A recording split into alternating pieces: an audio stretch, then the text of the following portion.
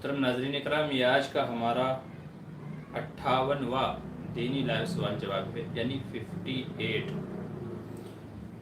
आज की इस मजलिस के अंदर भी दीन से मुताल्लिक़ जो हमारे सवाल जवाब होंगे, दीन से रिलेटेड, इंशाअल्लाह कुरान और सुन्नत की रोशनी में उनका जवाब आपको बताया जाएगा। आपके सवाल रहेंगे और हमारी तरफ से जवाब रहेगा। तो चलिए बग़ैर किसी देरी के अपने इस प्रोग्राम को शुरू कर लेते हैं। काफ़ी हज़रात के सवाल जवाब आए हुए हैं, शुरू कर लेते हैं। सबसे पहले है शाकिर ख़ान का सवाल। शाकिर ख़ान का सवाल है, ये कह रहे हैं हम बिस्तरी करने के बाद घरवाली नापाक होगी या नहीं? घरवाली के लिए खाता खुलवाना या वोट डलवाना कैसा है? अच्छा, दोनों सवाल इन्हीं के हैं। देखिए, ज़ाहिर से बात है जब हम बिस्तरी की है तो मियाँ बीवी दोनों नापाक हो गए। नबी करीम सल्लल्लाहु अलैहि वसल्लम का फरमान है, इज़ल तक़ल ख़तानान वजबल गुस्ल, कि जब मियाँ बीवी की शर्मगाह मिल जाएं, यानी सोहबत और हम बिस्तरी हो जाए, तो दोनों के ऊपर गुस्ल वाजिब होता है। तो अगर मियाँ बीवी ने आपस में सोहबत हम बिस्तरी की है तो दोनों नापाक हो गए हैं, जुनबी हो गए हैं, जिससे पाक होने के लिए गुस्ल जनाबत करना ज़रूरी है। जब तक कि जनाबत का गुस्ल नहीं करेंगे, नापाकी के गुस्ल नहीं करेंगे, तब तक के नमाज वगैरह कुरान वगैरह पढ़ना जायज़ नहीं होगा। रह गई बात वोट डालने की, कि घरवाली के लिए खाता खुलवाना, वोट डालना, तो दोनों चीज़ों की गुंजाइश है। वोट हमारा हक़ है, ये आइन कानून हमको देता है, ताकि हम अपनी मर्ज़ी के मुताबिक अपने हाकिम को चुन सके कि हमारा प्राइम मिनिस्टर कौन बनेगा, हमारे ऊपर हुकूमत कौन करेगा। तो उसके लिए ज़रूरी है कि हम वोट डालें और अपने लिए सही रहबर का इंतखाब करें जो तमाम लोगों के हुकूक़ को अदा करने वाला हो। तो इसलिए ज़रूरी है, बल्कि बाज़ उलमा ने वाजिब तक इसको कहा है। किसी ने कहा कि ये शहादत के दर्जे में है वोट डालना, और ज़ाहिर है शहादत यानी गवाही देना, ये भी लाजिम है। जब गवाही तलब की जाए तो गवाही देनी चाहिए, उसको छुपाना नहीं चाहिए, जैसे कि कुरान करीम में है। तो इसलिए वोट को वाजिब के दर्जे में माना है बाज़ उलमा ने, और ये कहा है कि वोट ज़रूर डालना चाहिए। मर्द हजरात हैं उनको भी, और जो औरतें हैं उनको पर्दे में रह कर के वोट डालना चाहिए, ताकि सही लोगों को हुकूमत में लाया जा सके, सही लोगों का इंतखाब किया जा सके, जो अल्लाह से डरने वाले, लोगों के हुकूक़ को अदा करने वाला हूँ। जो करप्ट हुक्मरान हैं, करप्ट अफसरान हैं, ताकि उनका ख़ात्मा हो सके। तो इसलिए ख़ुद भी वोट डालने जाना चाहिए और अपने घर की उन ख़वातीन को भी पर्दे के साथ में लेकर के जाना चाहिए कि जिनका वोट है, ताकि सही लोग हुकूमत के अंदर आ सकें।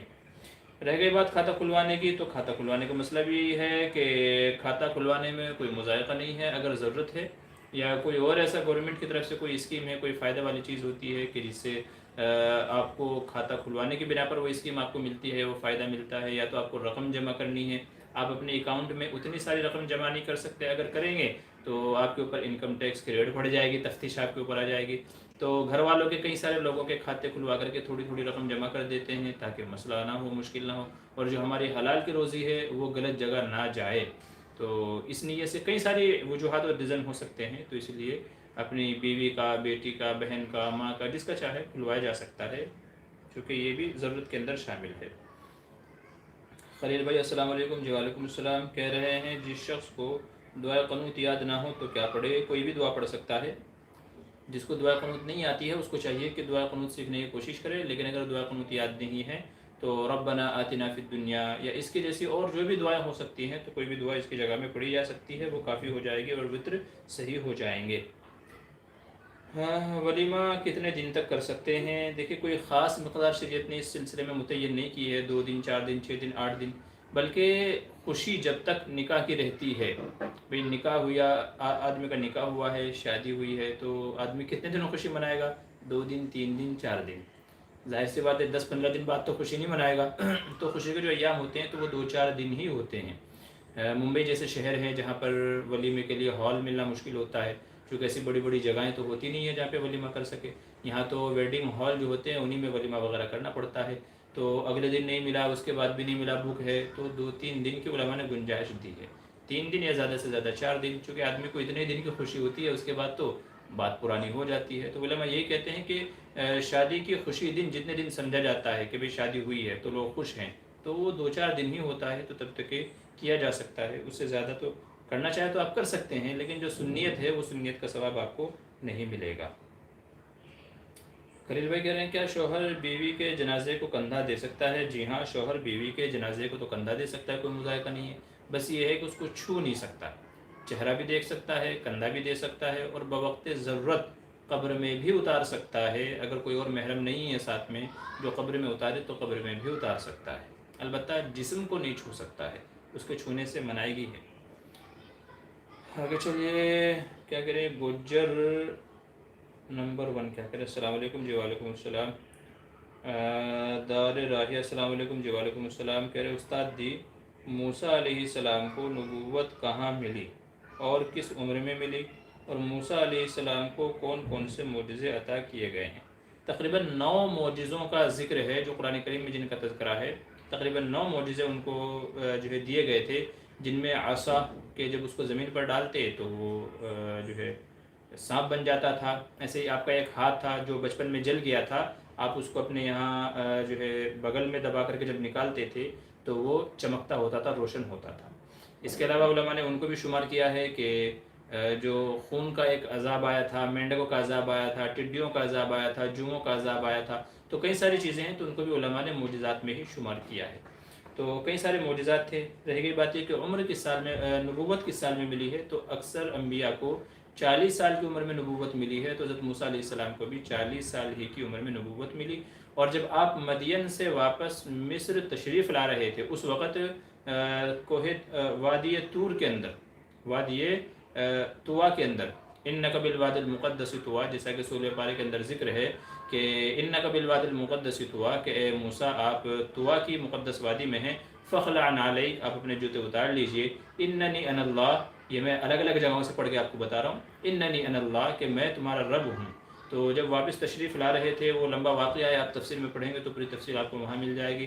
تو وادی طوا میں جب آپ کی عمر 40 سال تھی اور آپ کی شادی ہو گئی تھی حضرت شعیب علیہ السلام کی صاحبزادی سے، آپ مدین سے مصر تشریف لا رہے تھے، تو راستے میں ٹھنڈ لگی، جس کی وجہ سے آپ اپنی بیوی کے لیے گرم کیا کہتے ہیں آگ لینے کے لیے، دیکھا کہ دور ایک جگہ روشنی ہو رہی ہے، آپ نے کہا اپنی بیوی سے کہ آپ یہاں ٹھہرو، میں روشنی لے کر کے جاتا ہوں۔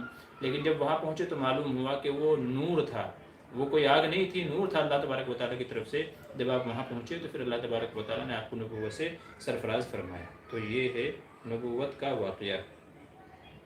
علی اکبر کہہ رہے ہیں مفتی صاحب، مجھے ہمیشہ خیال آتا ہے کہ میں جان بوجھ کر کفر یا شرک کیا ہے اور میں اس کو بھول چکا ہوں، لیکن مجھے یہ بھی لگتا ہے کہ میں جان بوجھ کر کفر اور شرک نہیں کیا۔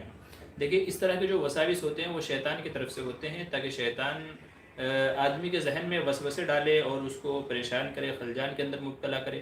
اس وجہ سے اس طرح کے وسوسے شیطان کی طرف سے آتے ہیں۔ اس کا علاج یہ ہے کہ اللہ تبارک و تعالیٰ سے توبہ و استغفار کیا جائے، اور شریعت میں شک اور وسوسوں کا کوئی بھروسہ نہیں ہے، ان کا کوئی اعتبار نہیں کیا گیا ہے۔ شک یا وسوسے پہ کسی شرعی مسئلے کی بنیاد نہیں ہے، تو اس لیے اس طرح کے وسوسوں کو جب بھی آئیں تو سمجھے کہ یہ شیطان کی طرف سے ہے، جو میرے دین و ایمان کو خراب کرنا چاہتا ہے، عقائد کو خراب کرنا چاہتا ہے۔ اللہ تعالیٰ سے توبہ استغفار کرے اور کچھ جو ہے صدقہ خیرات کر دے، تاکہ اس طرح کے وسوسے نہ آئیں، تو اس طرح کر لیا کرے۔ اور اگر اور مزید زیادہ وہ ہوتا ہے تو پھر کلمہ پڑھ لیا کرے، لا الہ الا اللہ محمد رسول اللہ، تو کلمہ پڑھ لیا کرے، بس اتنا کر لیا کرے۔ انشاءاللہ جب بار بار یہ عمل کرے گا تو شیطان وسوسوں سے باز آ جائے گا۔ جی خلیل خان کہہ رہے ہیں کیا پہلی رات بیوی سے ہم بستری نہیں کیا تو ولیمہ ہوگا یا نہیں؟ جی ہاں، ولیمہ کر سکتے ہیں، یہ کوئی ضروری مسئلہ نہیں ہے۔ بعض لوگ یہ سمجھتے ہیں کہ جب تک کہ بیوی سے ہم بستر نہ ہو جائے تب تک کہ ولیمہ نہیں ہوتا، یاد رکھیے یہ غلط ہے، ایسا نہیں ہے۔ علماء یوں فرماتے ہیں کہ اگر کسی نے ہم بستری نہیں کی، وہ کوئی بھی وجہ ہو سکتی ہے، بیوی نے پاس نہیں آنے دیا، یا بیوی حیض سے ہے، ماہواری سے ہے، یا کوئی اور مسئلہ ہے، یا میاں بیوی تھکے ہوئے تھے، سر میں درد تھا، بہت ساری وجوہات ہو سکتی ہیں۔ تو اگر پہلی رات میں میاں بیوی کے درمیان میں ہم بستری نہیں ہوئی ہے تو اگلے دن ولیمہ کیا جا سکتا ہے، اس کے اندر کوئی مذائقہ نہیں ہے۔ علماء فرماتے ہیں کہ ہم بستری کی وجہ سے ولیمہ نہیں کیا جاتا، بلکہ اصل تو نکاح کی خوشی میں ولیمہ کیا جاتا ہے، کہ شادی ہو گئی ہے، نکاح ہو گیا ہے، اس خوشی میں ولیمہ کیا جاتا ہے۔ اور جب نکاح ہو گیا ہے تو ہم بستری ہو یا نہ ہو، ولیمہ کرنا جائز ہے، تو اس لیے بغیر ہم بستری کے بھی ولیمہ ہو جاتا ہے اور کرنے میں کوئی مذائقہ نہیں ہے۔ خلیل بھائی کہہ رہے ہیں سورہ یاسین پڑھنے کی فضیلت بتائیے۔ بھائی سورہ یاسین کو، یہ تو آپ کو فضائل اعمال میں مل جائے گا، فضائل کی جو کتابیں وہاں ڈھونڈ لیجئے، یا تو سورہ یاسین کی آپ تفسیر اٹھا کر کے دیکھ لیجئے گا تو اس میں آپ کو اس کے فضائل مل جائیں گے۔ باقی یہ ہے کہ سورہ یاسین کو دل بتایا گیا ہے قرآن کریم کا۔ آپ صلی اللہ علیہ وسلم نے ارشاد فرمایا کہ ہر چیز کا ایک دل ہوتا ہے، اور قرآن کریم کا دل سورہ یاسین ہے۔ اسی طریقے سے جن گھروں کے اندر سورہ یاسین پڑھی جاتی ہے تو ان میں خیر و برکت کے فیصلے ہوتے ہیں، اور سورہ یاسین کے بہت سارے مجرب عمل بھی ہیں کہ اگر اس طریقے سے مخصوص طریقے سے مبین والا جو طریقہ ہے کہ قرآن کریم میں 7 جگہ سورہ یاسین میں 7 جگہ لفظ مبین آیا ہے، تو جب بھی آدمی لفظ مبین پر پہنچے تو جس مقصد سے پڑھ رہا ہے اس مقصد کو اپنے ذہن کے اندر لائے، مستحضر کرے اور اس طریقے سے سورہ یاسین کا ختم کرے تو انشاءاللہ وہ ضرورتیں بھی اس کی پوری ہوگی۔ تو بہت سارے فائدے ہیں سورہ یاسین کے تعلق سے۔ مزید یہ ہے کہ یاسین کے نام سے ایک چھوٹی سی بک آتی ہے یاسین، تو اس میں آپ کو سورہ یاسین بھی ملے گی، سورہ یاسین کے فضائل وغیرہ بھی آپ کو مل جائیں گے، ٹھیک ہے۔ آگے چلیے، محمد خلیل، یار سارے مسئلے جو ہے وہ خلیل بھائی کے ہی ہیں۔ بھائی خلیل بھائی تھوڑا آپ اپنے سوالوں کو تھوڑا اسٹاپ دے دیجیے تاکہ میں دوسرے حضرات کے سوالوں کے بھی جواب دے سکوں۔ کہہ رہے ہیں فرض کی تیسری یا چوتھی رکعت میں سورہ فاتحہ کے بعد بسم اللہ پڑھ لی تو کیا سجدہ سہو کرنا پڑے گا؟ جی نہیں، اگر بسم اللہ پڑھ لی ہے تو اس کی وجہ سے سجدہ سہو لازم نہیں ہوگا، اس کی ضرورت نہیں ہے۔ علی اکبر کہہ رہے ہیں مفتی صاحب کیا نیکی کو حرام سمجھ کے کرنے سے بھی مسلم کافر ہو جاتا ہے؟ نیکی کو حرام، تو مسئلہ تو بڑا ٹیڑھا ہے۔ نیکی کو حرام، ظاہر سی بات ہے کہ آپ نے معاملہ یہاں بالکل الٹا کر دیا ہے کہ ایک چیز جو حرام تھی آپ نے اس کو جو حلال تھی اس کو آپ نے حرام کر دیا ہے، حالانکہ منع کیا گیا ہے یا ایھا الذین آمنوا لا تحرموا، اللہ تبارک و تعالیٰ نے جو چیزیں حرام کی ہیں ان کو حلال نہ کرو، جو حلال کی ہیں ان کو حرام نہ کرو، یہ نبی کریم صلی اللہ علیہ وسلم کو حکم دیا گیا ہے۔ تو اس لیے ہمیں اپنی طرف سے کسی حلال چیز کو حرام، حرام چیز کو حلال نہیں کرنا چاہیے۔ تو واقعی یہ چیز بڑی ہی کہہ لیجیے کہ خطرے والی بات ہے کہ آپ جو ہے وہ حلال کو حرام کر رہے ہیں اور کر بھی رہے ہیں، حلال ہے کر رہے ہیں لیکن حرام کی نیت سے کر رہے ہیں، تو یہ چیز تو واقعی غلط ہے۔ تو اس چیز سے توبہ استغفار کرنا چاہیے۔ باقی کفر کا جو مسئلہ آپ نے بتایا ہے کہ کفر کا حکم لگے گا یا نہیں، تو فی الحال میرے علم میں تو نہیں ہے کہ بھئی اس کو کافر کہا جائے، کوئی فی الحال مسئلہ میرے ذہن میں نہیں ہے۔ انشاءاللہ آپ بعد میں یاد دلائیے گا تو اس کی مزید تفصیل دیکھ کر کے آپ کو بتا دوں گا۔ بصیر مہر، السلام علیکم، کیسے ہو مفتی صاحب؟ جی وعلیکم السلام، اللہ کا احسان ہے۔ فین آف مفتی معمور بدر، السلام علیکم، جی وعلیکم السلام ورحمۃ اللہ۔ خلیل بھائی کہہ رہے ہیں کیا 100 بار سبحان اللہ پڑھنے سے 1000 نیکیاں نامہ یا اعمال میں لکھی جاتی ہیں اور 1000 گناہ مٹا دیے جاتے ہیں؟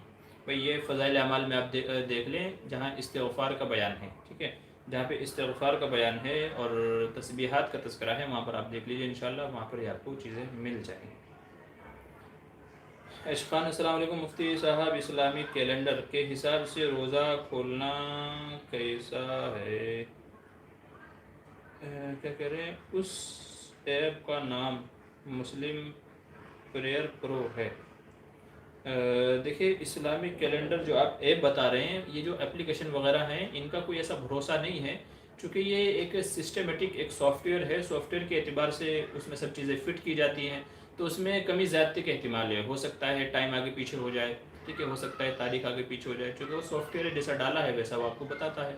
اس سے بہتر یہ ہے کہ آپ اپنی مسجد کی گھڑی اپنے اس کے ٹائم ٹیبل اس کے اعتبار سے آپ اپنے ٹائم ٹیبل کو متعین کیجیے، اپنی مسجد کی جو گھڑی ہے اس سے اپنے گھڑی کو ملا لیجئے، اور آپ کے یہاں جب اذان ہوتی ہے تو بندش کا اعلان ہوتا ہے تب سحری بند کر دیں، اور جب اذان ہوتی ہے اس وقت آپ افطار کریں، کیونکہ گھڑی کا میں نے بتایا تو ایک سسٹم ہے، ایک سافٹ ویئر ہے جو انسانوں نے بنایا ہے، اور وہ بھی انہوں نے ایک اندازہ لگا کر کے، جو جنتریاں ہوتی ہیں وہ بھی ایک اندازہ والی ہوتی ہیں، ان کی بنیاد پہ انہوں نے ان کو بنایا ہوا ہے، تو اس لیے ممکن ہے، ہو سکتا ہے کہ اس کے اندر غلطی ہو جائے، تو اس کے اوپر زیادہ بھروسہ نہ کریں، کیونکہ ہو سکتا ہے آپ کا روزہ خراب ہو جائے۔ اس سے بہتر یہ ہے کہ آپ اپنی مسجد کے ٹائم ٹیبل کے اعتبار سے، گھڑی کے اعتبار سے اپنے روزے کو رکھنا اور افطار کرنا شروع کریں۔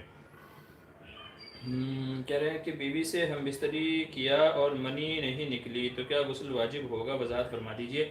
اگر میاں بیوی کی شرمگاہ کا آپس میں دخول ہو چکا تھا، اگر دخول ہو چکا تھا، ٹھیک ہے، چنانچہ فقہاء فرماتے ہیں کہ حشفہ اگر غائب ہو جائے، یعنی عضو مخصوص کے اوپر کا جو حصہ ہوتا ہے اگر وہ بیوی کی شرمگاہ میں چلا گیا، اندر گھس گیا، تو پھر کہہ لیجئے کہ اب غسل واجب ہوگا دونوں کے اوپر، بیوی کے اوپر بھی شوہر کے اوپر بھی، بھلے ہی انزال ہوا ہو یا نہ ہوا ہو، منی نکلی ہو یا نہ نکلی اس سے کوئی فرق نہیں پڑے گا، لیکن اگر دخول ہو گیا ہے، دونوں کی شرمگاہیں آپس میں مل گئی ہیں، حشفہ غائب ہو گیا ہے، تو پھر غسل واجب ہوگا۔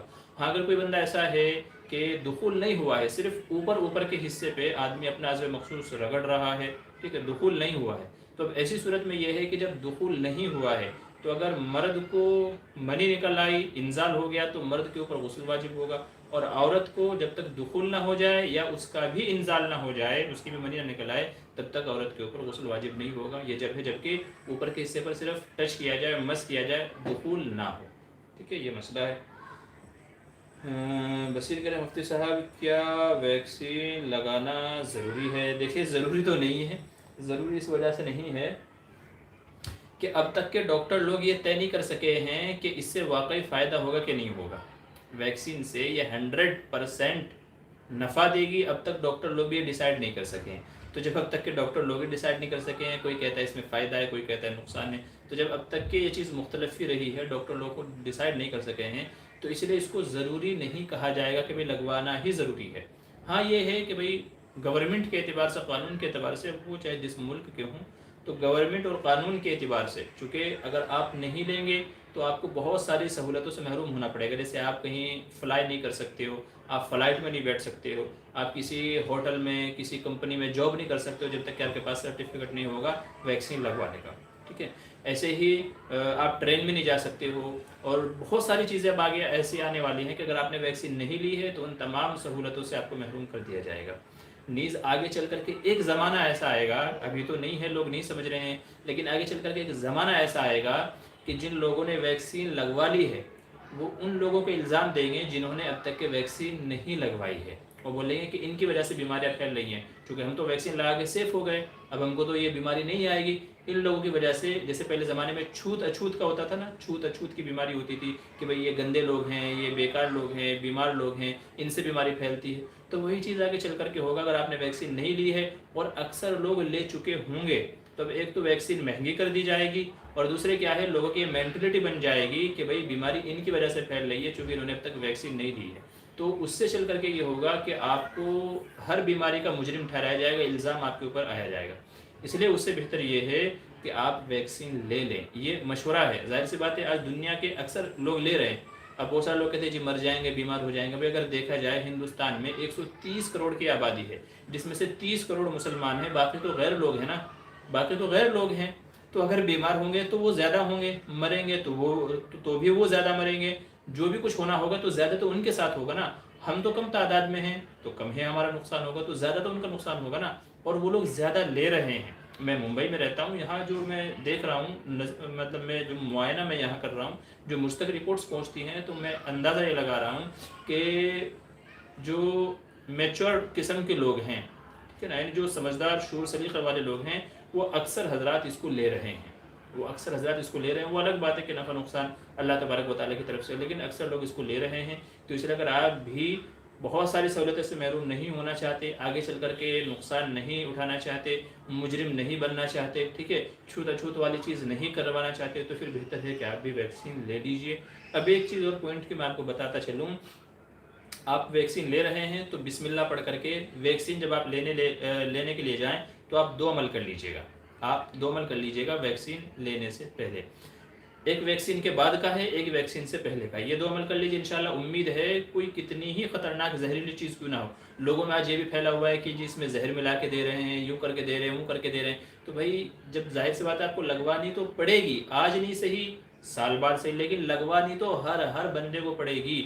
جو بھی ہے ہر ایک کو لگوانی پڑے گی. یہ بات آپ یاد رکھ لیجئے کہ ہر ایک کو لگوانی پڑے گی. ابھی چاہے تو آپ خوشی سے لگوا لیں، پھر بعد میں چاہے آپ کو مجبور کر دیا جائے گا، کیونکہ اس کا آدھار سے لنک ہے. ظاہر سی بات ہے گورنمنٹ کے پاس ہمارا پورا ڈیٹا پہنچ رہا ہے، کس نے لگوائی کس نے نہیں لگوائی. تو ہر ایک بندے کا وہاں پر یہ معلومات جا رہی ہے کس نے لگوائی کس نے نہیں. تو یہ لگوانے تو آپ کو پڑے گی، آخر میں مجبور ہو کے لگوانی پڑے گی. اس سے بہتر یہ ہے کہ آپ اس کو خود ہی لگوا لیں. لگوانے کے لیے جب جائیں تو آپ کو 2 عمل کرنے ہیں، ایک لگوانے سے پہلے، ایک لگوانے کے بعد میں. لگوانے سے پہلے کا عمل یہ ہے، نبی کریم صلی اللہ علیہ وسلم نے تمام بری بیماریاں، نقصانات، آفات و بلیات، مصائب سے بچنے کے لیے ایک دعا ہمیں تلقین کی ہے. اس دعا کو پڑھ لیں پھر ویکسین لگوائیں. آپ وہ دعا کیا ہے اس کو اچھے سے نوٹ کر لیجئے. نیٹ وغیرہ پر آپ کو مل جائے گی. اگر آپ عربی میں یہ ورڈ ٹائپ کریں گے جو میں بتا رہا ہوں، 1-2 ورڈ آپ ٹائپ کیجئے تو انشاءاللہ پوری دعا آپ کے سامنے وہ کھل کر کے آ جائے گی. یا تو جو میں دعا بتا رہا ہوں آپ اس کو محفوظ کر لیجئے. دعا یہ ہے، بسم اللہ الذی لا یضر مع اسمہ شیء فی الارض ولا فی السماء وهو السمیع العلیم. یہ دعا ہے، پھر سے پڑھ دیتا ہوں. بسم اللہ الذی لا یضر مع اسمہ شیء فی الارض ولا فی السماء وهو السمیع العلیم. تو پہلے یہ دعا پڑھ لیجئے، پھر اس کو بولے لگا بھائی مجھے ویکسین لگا دے. ٹھیک ہے، تو یہ دعا پڑھ کر کے پھر ویکسین لگائیے۔ اس دعا کا ترجمہ یہ ہے کہ اللہ کے نام سے میں یہ عمل کر رہا ہوں، جو بھی عمل ہے تو میں اللہ کے نام سے ویکسین لگوا رہا ہوں۔ اللہ کی وہ ذات ہے کہ جس کے نام کی برکت سے کوئی چیز نقصان نہیں پہنچاتے۔ لا یضر مع اسمہ شیء فی الارض ولا فی السماء، زمین و آسمان میں جتنی بھی چیزیں ہیں کوئی اللہ کے نام کی برکت کی وجہ سے کوئی چیز نقصان نہیں پہنچا پائے گی۔ تو انشاءاللہ یہ دعا پڑھ کر کے پھر آپ ویکسین لگوا لیجیے۔ ایک عمل تو یہ ہو گیا۔ دوسرا عمل یہ کیجیے گا کہ اسی دن یا اس سے اگلے دن یعنی 2-3 دن کے اندر اندر آپ حجامہ کروا لیجیے۔ کیا کروا لیجیے گا؟ حجامہ کروا لیجیے گا۔ حجامہ سنت بھی ہے، اور حجامہ حضور صلی اللہ علیہ وسلم اس لیے فرمایا کرتے تھے کہ جو ہمارے جسم کے اندر گندا خون ہوتا ہے، باڈی میں جو ٹاکسن زہریلا مادہ جو ہوتا ہے، گندا جو خون ہوتا ہے، تو وہ سارا نکل جاتا ہے حجامے کے ذریعے سے۔ تو حجامہ سنت بھی ہے، گندا خون نکل جاتا ہے۔ تو اگر اس کے اندر کوئی انفیکشن ہوگا بھی، کوئی خراب چیز ہوگی بھی اگر ویکسین کے اندر، تو امید ہے انشاءاللہ کہ حجامے کے ذریعے سے وہ تمام گندا خون، تمام ٹاکسن، تمام زہریلے مادے انشاءاللہ نکل جائیں گے۔ تو آپ یہ 2 عمل کر لیجئے، ایک ویکسین لگوانے کے ٹائم پہ ہے اور ایک ویکسین لگوانے کے بعد میں ہے کہ پہلے دعا پڑھ لیجئے، بعد میں حجامہ کروا لیجئے۔ انشاءاللہ ان 2 عمل کی برکت سے بے فکر ہو کے آپ ویکسین لگوائیے۔ امید ہے اللہ کی ذات سے کہ دنیا کی کوئی چیز آپ کو نقصان نہیں پہنچا پائے گی۔ تو اس لیے عرض یہ کر رہا ہوں کہ ویکسین لے لیجیے، حالانکہ میں نے بھی اب تک نہیں لی ہے، لیکن آپ کو مشورہ یہ دے رہا ہوں شرعی اعتبار سے، چونکہ آپ نے پوچھا ہے تو میں آپ کو رائے دے رہا ہوں، اور میں بھی انشاءاللہ جلدی لے لوں گا، جس دن لے لوں گا آپ کو اطلاع کر دوں گا۔ تو اس لیے بہتر ہے کہ بجائے اس کے کہ ہمیں مجبور کیا جائے، مجبوری میں ہمیں لینا پڑے اور مہنگا ڈوز لینا پڑے، بہت سارے جرم ہمارے اوپر لگیں کہ یہ لوگ بیماریاں پھیلا رہے ہیں، یوں کر رہے ہیں، وہ کر رہے ہیں، اس سے بہتر یہ ہے کہ آپ خوشی سے پہلے ہی لگوا لیجیے۔ ظاہر سی بات ہے اگر نقصان ہوگا تو زیادہ ان کا نقصان ہوگا، ہمارا تو کم ہی نقصان ہوگا۔ کہتے ہیں نا کہ بھئی ساجھے کی کھیر ہے، جو سب کو ملے گی وہی ہم کو بھی ملے گی۔ تو یہ مسئلہ ہے ویکسین کا۔ امید ہے بات آپ کو سمجھ میں آ گئی ہوگی، اگر آپ کو سمجھ میں آ گئی ہے تو دوسروں کو بھی سمجھائیے، ٹھیک ہے۔ آگے چلیے۔ ایچ خان کہہ رہے ہیں مفتی صاحب اگر ہم ظہر کی نماز 2:30 بجے پڑھیں اور اس وقت حیض آیا تو کیا اس کی قضا بھی اتارنی ہوگی یا نہیں؟ دیکھیے اگر نماز پڑھ چکے ہیں پھر حیض آیا ہے کسی عورت کو، نماز پڑھنے کے بعد اگر حیض آیا تب تو کوئی مسئلہ ہی نہیں ہے، نماز تو ہو چکی تھی۔ لیکن اگر ظہر کا وقت شروع ہو گیا تھا مگر ابھی تک نماز نہیں پڑھی تھی، پھر حیض آ گیا ہے، تو یاد رکھیے ایسی صورت میں وہ نماز معاف ہو گئی۔ اب اس کی قضا ضروری نہیں ہے، ظہر کی نماز ابھی تک نہیں پڑھی تھی، باقی تھی ذمے میں، مگر حیض آ گیا، علماء فرماتے ہیں کہ وہ نماز ذمے سے ساقط ہو گئی، وہ ذمے سے کیا کہتے ہیں ختم ہو گئی، اب اس کی قضا ضروری نہیں ہے۔ جب حیض آ گیا تو نماز معاف ہو گئی، ٹھیک ہے، یہ مسئلہ ہے۔ اور اگر پڑھ چکے ہیں پھر حیض آیا تب تو کوئی مسئلہ ہی نہیں ہے، نماز تو ادا ہو چکی ہے، ٹھیک ہے۔ آگے چلیے۔ فیاض احمد السلام علیکم، جس کو نماز میں کوئی سورہ یاد نہ ہو تو کیا پڑھنا چاہیے؟ نماز میں کم از کم سورہ فاتحہ تو یاد ہوگی، سورہ فاتحہ کے ساتھ میں قل هو اللہ تو یاد ہوگی، قل هو اللہ تو یاد ہوگی نا۔ قل هو اللہ صرف 3 آیتیں ہیں، انا اعطیناک میں 3 آیتیں ہیں، والعصر میں 3 آیتیں، تو یہ 3 4 آیتوں کی چھوٹی چھوٹی صورتیں ہیں، ان کو یاد کرنے کی کوشش کرنی چاہیے۔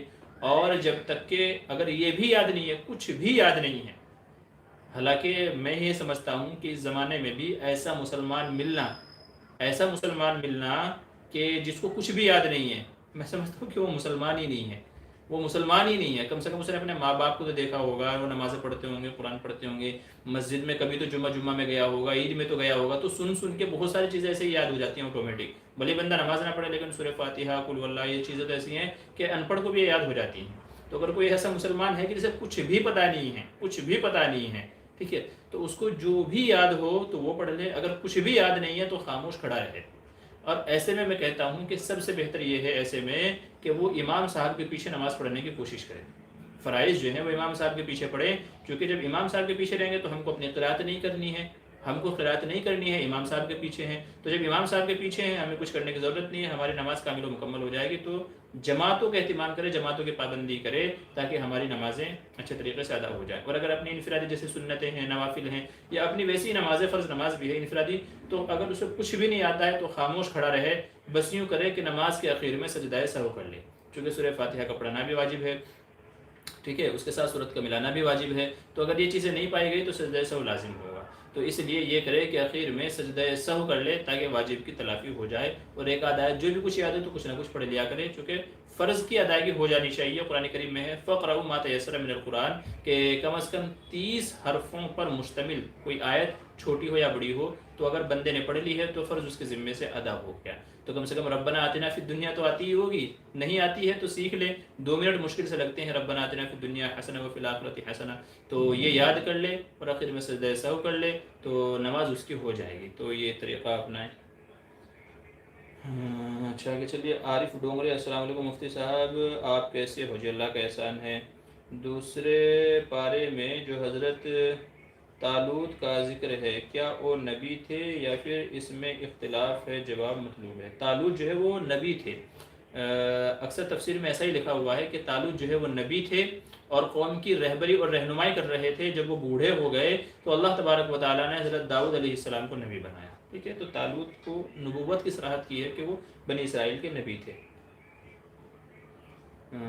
آگے چلیے، کیا کہہ رہے ہیں محمد خلیل، نفل نماز کی فضیلت بتائیے۔ بھائی نفل تو نفل ہی ہے، قیامت کے دن بعض احادیث میں ہے کہ اللہ تبارک و تعالیٰ جب بندے کی نمازوں کا روزوں کا حساب لے رہا ہوگا تو پوچھا جائے گا کہ نمازوں میں، فرض نمازوں میں، فرض روزوں میں یا اور دوسری چیزوں میں، زکوٰۃ وغیرہ میں اگر کچھ کمی کوتاہی رہ گئی ہوگی تو اللہ تعالیٰ فرمائیں گے دیکھو میرے بندے کے پاس میں کچھ نوافل ہیں کہ نہیں، نفلی نمازیں، نفلی روزے، زکوٰۃ صدقہ خیرات ایسے ہی ہے کہ نہیں ہے، اگر ہوگا تو اس سے اس کی کمی اور تلافی پوری کر دی جائے گی۔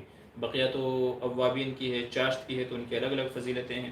تو بہرحال نفل کا معنی زیادتی کے اضافے کے ہیں، تو جتنا آدمی کے پاس زیادہ ہوگا تو اتنا ہی اس کے کام آئے گا۔ آج دنیا میں زیادہ سے زیادہ مال اسی لیے کمانا چاہتے ہیں، اپنے پاس رکھنا چاہتے ہیں کہ بھئی کام آئے، تو نوافل کا ذخیرہ بھی اسی لیے پاس میں رکھنا چاہیے کہ جب کل قیامت میں، چونکہ ہماری نمازیں کیسی ہیں ہم سب جانتے ہیں، نہ صحیح ڈھنگ سے رکوع کرتے ہیں، نہ سجدہ کرتے ہیں، نہ قرات ہوتی ہے، کھڑے نماز میں سوچ کہیں اور رہے ہیں، ذہن ہمارا کہیں اور ہے، تو نمازیں ہماری کیسی ہوتی ہیں ہم سب کو پتہ ہے۔ تو اس لیے نوافل کا ذخیرہ اپنے پاس میں رکھنا چاہیے کیونکہ یہی کام آئے گا۔ رویل انفوٹیک ملٹی سروس کہہ رہے ہیں کیا مولانا کلیم صدیقی صاحب کی رہائی کے لیے کوئی خصوصی عمل بتائیے۔ جی اس سلسلے میں جو ہے ایک تو ایک دعا آپ پڑھتے رہیے، اللہم انا نجعلک فی نحورہم ونعوذ بک من شرورہم، اللہم انا نجعلک فی نحورہم ونعوذ بک من شرورہم۔ علماء نے اس کو ہر قسم کی مصیبت، پریشانیاں، دشمن کی طرف سے خوف، ڈر، ظالم کی طرف سے جب ظلم کا خوف ہو تو اس وقت یہ دعا پڑھنے کی تلقین کی گئی ہے، ترغیب کی گئی ہے۔ تو اس دعا کو آپ پڑھتے رہیے، اور اسی کے ساتھ ساتھ میں استغفار کی کثرت کیجیے، چونکہ استغفار کی برکت علماء نے بیان کی ہے کہ اللہ تعالیٰ ایسی جگہ سے راستے پیدا کر دیتا ہے جہاں سے بندے کو گمان بھی نہیں ہوتا۔ تو زیادہ سے زیادہ استغفار، استغفر اللہ العظیم الذی لا الہ الا هو الحی القیوم واتوب الیہ، یا جو بھی آپ کو استغفار آتا ہو تو وہ استغفار پڑھتے رہیے۔ مولانا مکرم حسین سنسار پوری جس وقت بڑے اونچے بزرگ ہیں، ہمارے شہر سہارنپور میں ایک گاؤں ہے سنسار پور، وہاں کے رہنے والے ہیں اور بڑے چوٹی کے بزرگوں میں سے ہے۔ بہت کم لوگ مطلب علاقے میں تو لوگ جانتے ہیں لیکن اور دوسرے علاقوں کے لوگ ان کو نہیں جانتے ہیں، حالانکہ بہت پرانے بزرگ ہیں اور بہت معتبر، اور اللہ نے حکیم بھی ہیں، وہ اللہ نے ان کے ہاتھ میں شفا بھی رکھی ہے، حکمت وغیرہ کرتے ہیں وہ۔ تو انہوں نے ابھی میں پڑھ رہا تھا ایک جگہ پہ، کسی نے ایک پیپر بھیجا تھا جس میں مولانا مکرم حسین صاحب سنسار پوری دامت برکاتہم نے ایک مخصوص دعا لکھی ہے کہ مولانا کلیم صدیقی صاحب کی رہائی کے سلسلے میں یہ دعا پڑھیں۔ میں انشاءاللہ اس کو واپس سے تلاش کر کے اس کو میں ویڈیو کی شکل میں انشاءاللہ آپ تک پہنچانے کی کوشش کرتا ہوں، تو آپ حضرات جو ہے اس کو بھی پڑھیے اور تب تک کہ یہ دعا عمل کرتے رہیے۔ ایک دعا جو میں نے بتائی، اللہم انا نجعلک فی نحورہم ونعوذ بک من شرورہم، اور دوسرے کیا کریے، استغفار کرتے رہیے، ٹھیک ہے۔ اللہ جلد ہی ان کو رہائی نصیب فرمائے۔ کل 4 تاریخ ہے، کل کے تعلق سے سنا ہے کہ 4 تاریخ کو ان کے بارے میں دوبارہ سماعت ہے، ان کے دوبارہ فیصلہ ہونے والا ہے۔ ہم تو یہی چاہتے ہیں کہ اللہ ان کی مدد فرمائے، اور تمام دل سے ہماری دعا ہے، پوری امت مسلمہ ان کے حق میں دعا گو ہے کہ اللہ حضرت کو رہائی نصیب فرمائے، اور ظالموں نے جو بھی اوچھے قسم کے الزامات لگائے اور ان کو پھنسانے کی جو سازشیں کی گئی ہیں، اللہ سب کو ناکام فرمائے۔ وَمَكَرُوا وَمَكَرَ اللَّهُ وَاللَّهُ خَيْرُ الْمَاكِرِينَ، وہ بھی مکر کرتے ہیں، تدبیریں کرتے ہیں، اللہ اپنے اعتبار سے اپنی چالیں چلنے والا ہے، اللہ ہی بے شک ان کے لیے رہائی کے راستے نکالنے والا ہے۔ تو کل بڑا اہم دن ہے ان کے اعتبار سے، تو تمام حضرات جو ہے ان کے حق میں دعا بھی کریں، اور خصوصی 2 رکعت نفل نماز صلاۃ الحاجت پڑھ کر کے ان کے حق میں دعا کریں کہ اللہ تمام جو ناجائز الزامات ان کے اوپر لگائے گئے ہیں، مقدمات میں ان کو پھنسایا جا رہا ہے، اللہ سب سے ان کی حفاظت فرمائے۔ آگے چلیے، مفتی صاحب وضو کے بعد دیکھا کہ ناخن میں تھوڑا سا آٹا لگا ہے، تو کیا دوبارہ وضو کرنا ہوگا، اور اگر دوبارہ وضو کرنا ہے تو کتنی مقدار میں آٹا لگاؤ؟ دیکھیں ہمارے ناخن میں، خاص کر یہ دیکھیے ناخن کے باہر ایک جو ہماری جسم جو کھال ہماری اگر ہوتی ہے، میں تھوڑا سا ایک آپ کو نزدیک کر کے دکھا دیتا ہوں.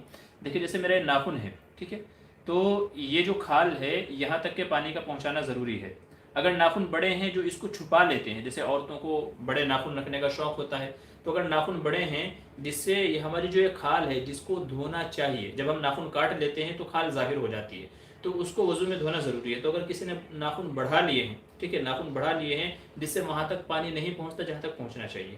آپ نے کہا ہے کہ آٹا لگ گیا ہے، یا کوئی کام کاج کرنے والا مزدور قسم کا ہے، ادھر گارا مٹی لگ گیا، سیمنٹ کوئی بھی چیز ایسی لگ گئی کہ جو یہاں تک جو پانی پہنچانا تھا وہاں تک پانی نہیں پہنچا ہے، تو ظاہر ہے کہ وضو نہیں ہوگا. اب ایسے میں دوبارہ وضو کرنا چاہیے. آپ کہہ رہے ہیں کتنی مقدار میں؟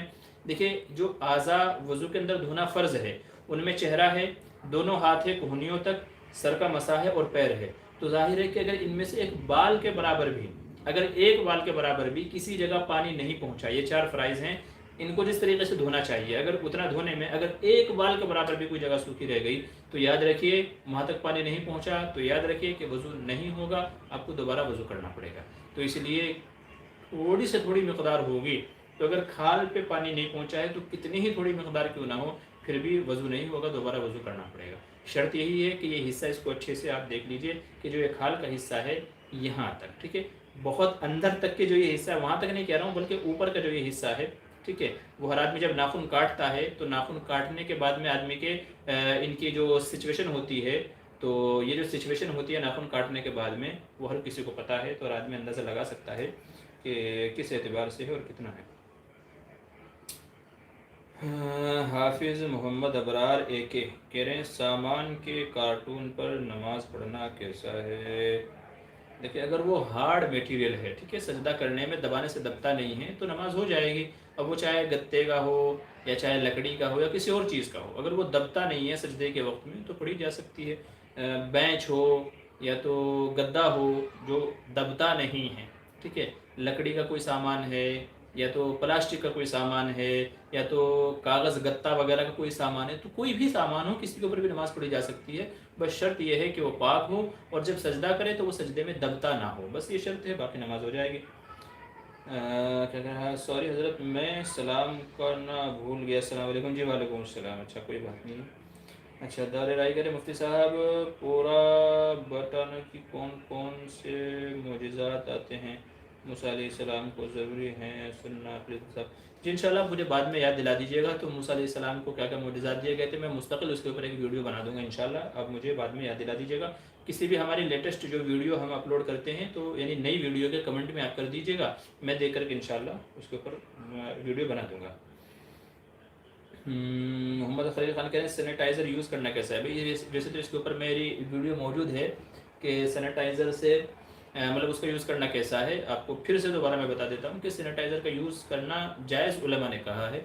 لوگوں کو شبہ ہوتا ہے اس وجہ سے کہ اس کے اندر الکوہل ہوتا ہے، سینیٹائزر میں الکوہل ہوتا ہے جس کی وجہ سے لوگوں کو شبہ ہوتا ہے.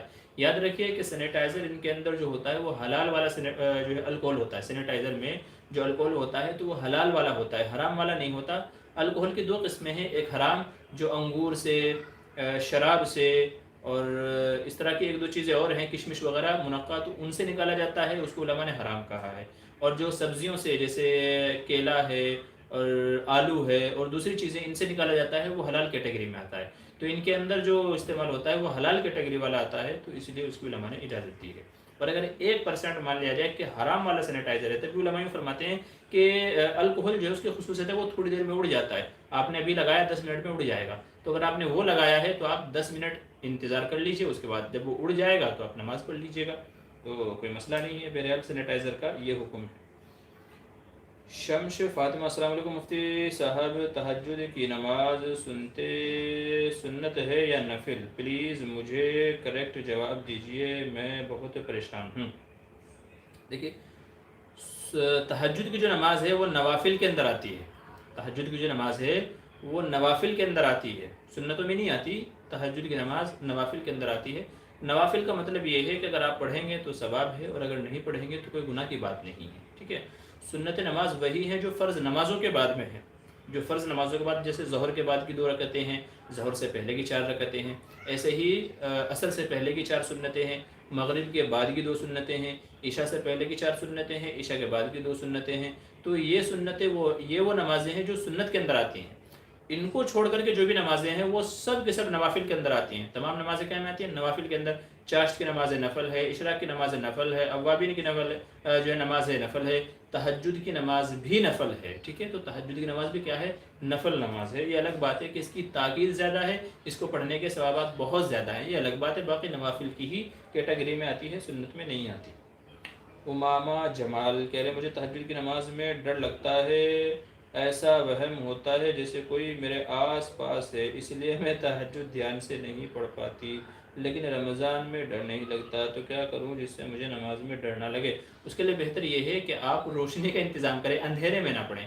اگر آپ اندھیرے میں پڑھیں گے تو اس طرح کے خیالات آتے ہیں، چونکہ آدمی اکیلا اٹھا ہوا ہے پورے گھر میں، سب لوگ سوئے ہوئے ہیں، اندھیرا ہے، تو پھر محسوس ہوتا ہے کہ شاید پیچھے کوئی کھڑا ہے، تو اس طرح کے وہم ذہن میں آ جاتے ہیں۔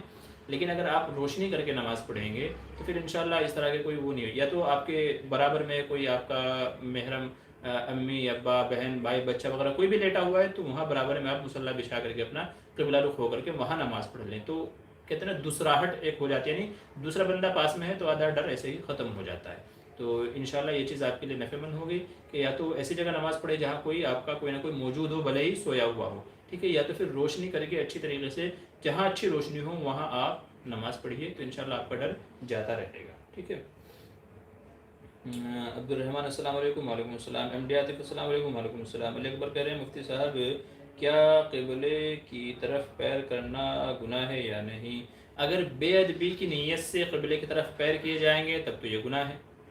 قبلے کی طرف اگر بے ادبی کی نیت سے کرتا ہے آدمی جان بوجھ کر کے تب تو یہ گناہ ہے، لیکن اگر ایسے ہی کر لیے جائیں تو کوئی مذائقہ نہیں ہے، چونکہ یہاں سے قبلے میں ہزاروں کلومیٹر کا فاصلہ ہے، تو جو عین قبلہ ہے اس کی طرف پیر کرنا نہیں پایا جا رہا ہے، بلکہ سمت قبلہ میں یعنی قبلے کی طرف پیر کرنا، قبلے پہ پیر کرنا نہیں پایا جا رہا ہے، قبلے کی طرف ہو رہا ہے یہ، ٹھیک ہے۔ تو اگر یہ ہی کہتے ہیں کہ بھئی ہاں بے ادبی ہے، گناہ ہے، تو بہت حرج لازم آئے گا، بہت حرج لازم آئے گا۔ حدیث میں آپ صلی اللہ علیہ وسلم نے صرف بیت الخلاء میں قضاء حاجت کے وقت کہ آدمی نہ آگے کی طرف سے یعنی نہ رخ کرے نہ پیچھے کا حصہ کرے قبلے کی طرف، اس سے تو منع کیا ہے، لیکن پیر کرنا بھی گناہ ہے۔ میرے علم میں تو ایسی کوئی حدیث نہیں ہے، کہ جس میں قبلے کی طرف پیر کرنے کو گناہ قرار دیا گیا ہو۔ ادب یہی ہے کہ بھئی نہ کیا جائے حتی الامکان۔ ادب دیکھیں، ادب الگ چیز ہے، گناہ ہونا الگ چیز ہے، تو میں نے کہا ہے کہ گناہ نہیں ہے، البتہ ادب یہ ہے کہ نہ کیا جائے، تو یہ زیادہ بہتر ہے۔ محمد خلیل خان کہہ رہے ہیں ہمارے نبی کا نام کتنی مرتبہ قرآن میں آیا ہے؟ بھئی یہ کوئی اس کمپٹیشن نہیں چل رہا ہے، سوال جواب وہ نہیں ہے، ٹھیک ہے۔ یہ ساری چیزیں آپ کو اسلامی معلومات میں مل جائیں گی، ٹھیک ہے، تو یہ ساری چیزیں آپ کو وہاں مل جائے گی، آپ وہاں دیکھ لیجئے۔ راحت علی کہہ رہے ہیں مفتی صاحب کیا عورت نوکری کر سکتی ہے؟ بھئی اس سلسلے میں میرا ویڈیو ہے، آپ وہاں دیکھ لیجئے گا، وہاں انشاءاللہ آپ کو اس کی تفصیل مل جائے گی کہ عورت نوکری کر سکتی ہے یا نہیں۔ جو شرفا قسم کے شریف گھرانے ہوتے ہیں وہ اپنی بیٹیوں کو ایسے نہیں بھیجتے ہیں، خاص کنڈیشن میں جس کا کمانے والا کوئی نہیں ہے، پردے کے ساتھ میں، جہاں مرد و عورتوں کا اختلاط نہ ہو آپس میں، تو ایسی جگہ پہ سخت مجبوری میں علماء نے اجازت دی ہے۔ باقی نارمل حالات میں کہ سب کچھ اللہ نے سب کچھ دیا ہے، باپ بھائی بہن وغیرہ سب ہیں، ضرورتیں پوری ہو رہی ہیں، پھر بھی شوق کے لیے نوکری کی جائے تو اس کے لیے علماء نے اس کی اجازت نہیں دی ہے۔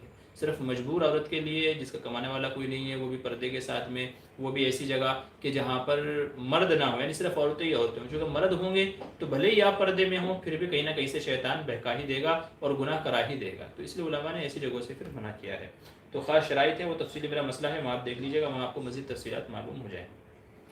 نوشین خان کہتے ہیں السلام علیکم مفتی صاحب، دعائے قدح کے بارے میں پنج سورے میں لکھا ہوتا ہے کہ مردے کے ساتھ رکھنے سے عذاب قبر نہیں ہوتا، یہ صحیح ہے کیا؟ جی نہیں، دیکھیے یہ دعا کا تو مجھے علم نہیں ہے، باقی یہ ہے کہ بہت سارے لوگ قبر میں عہد نامہ اور کئی ساری دعائیں رکھتی ہیں، یاد رکھیں ان کے رکھنے سے عذاب نہیں ہوگا ایسا کسی حدیث میں نہیں ہے۔ سلف صالحین سے ایسا کوئی حدیث، کوئی روایت، کوئی بھی اس طرح کا عمل منقول نہیں ہے کہ کسی نے کسی کے ساتھ میں ایسے کوئی دعا رکھی ہو جس کی وجہ سے پھر تو لوگوں کے مزے آ جائیں گے، پھر تو لوگوں کے مزے آ جائیں گے کہ زندگی بھر گناہ کرتے رہو اور یہ دعائے قضا جو آپ نے کہا یہ اس کے قبر میں رکھ دو، اس کی مغفرت ہو گئی۔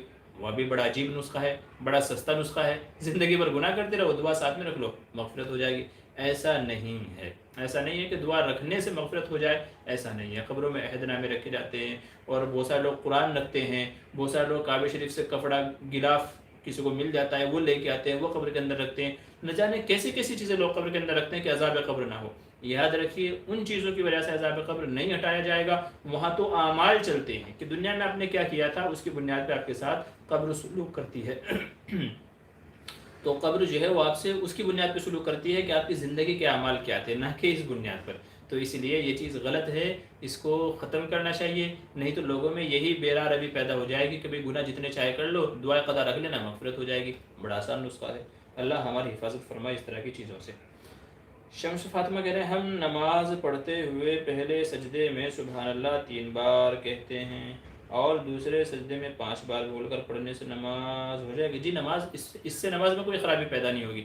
آپ نے پہلے میں کم کہا، دوسرے میں زیادہ کہا، یا دوسرے میں جو ہے کم کہا، پہلے میں زیادہ کہا، اس سے کوئی فرق نہیں پڑے گا، ٹھیک ہے۔ فرض تو 1 بار کہنا ہے اور سنت 3 بار کہنا ہے۔ آپ 3 بار کہیں، 5 بار کہیں، 7 بار کہیں، کسی میں کم کہیں، کسی میں زیادہ کہیں، اس سے نماز میں کوئی خرابی پیدا نہیں ہوگی، نماز آپ کی ہو جائے۔ آپ بھول کر کے کریں، جان کر کے بھی کریں تو بھی کوئی مذائقہ نہیں ہے، ٹھیک ہے۔ خلیل بھائی کہہ رہے ہیں نماز میں سلام کرنا واجب ہے یا سنت ہے؟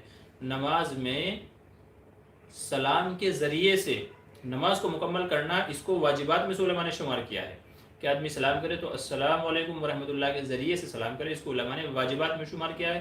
تفصیل کے لیے آپ دیکھ لیجئے کتاب المسائل مفتی سلمان منصور پوری کی ہے، تو جہاں انہوں نے نماز کے واجبات لکھے ہیں وہاں پر اس کی صراحت کی ہے کہ لفظ سلام کے ذریعے سے نماز کو ختم کرنا، مکمل کرنا، یہ کیا ہے؟ واجب ہے، ٹھیک ہے۔ آگے چلیے، شمس فاطمہ کہہ رہے ہیں ہم نماز پڑھتے، اچھا یہ تو ہو گیا ہے۔ جی میں سب کے جواب دے رہا ہوں، ٹھیک ہے۔ بس یہ ہے کہ میں ترتیب وار تفصیل وار سب کے سوالوں کے جواب دے رہا ہوں، ٹھیک ہے۔ تو سب کے سوالوں کا جواب ملے گا، آپ بس اطمینان رکھیے، بار بار سوال کرنے کی ضرورت نہیں ہے، آپ نے ایک بار کر دیا ہمارے پاس آگے، میں انشاءاللہ جواب دے دوں گا۔ جی بشیر مہر، مفتی صاحب بہو بیمار ہو جائے اور سسرال والے چیک نہ کریں تو وہ اپنے ماں باپ کو نہیں بتا سکتی ہے کیا؟ ضرور بتائیے مجھے، میری بیوی کا پیٹ درد کرنے لگا اور 4 گھنٹے تک درد کرتا رہا، پھر اس نے ماں باپ کو فون کیا۔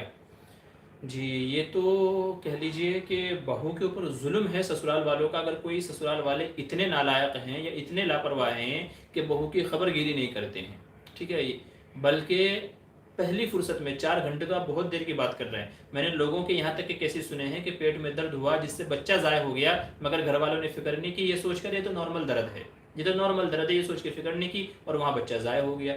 تو اس لیے اگر سسرال والے فکر نہیں کرتے ہیں، ان کو ایک بار بولا جائے بھائی مجھے تکلیف ہے، کسی ڈاکٹر کو دکھا دے، اگر وہ نہیں سنتے، اگنور کرتے ہیں، تو فوراً اپنے شوہر کو فون لگائیں یا اپنے گھر والوں کو فون لگائیں، باپ بھائی بہن کسی کو تو فون لگائیں جو اس وقت میں اس کا آ کر کے ساتھ دے۔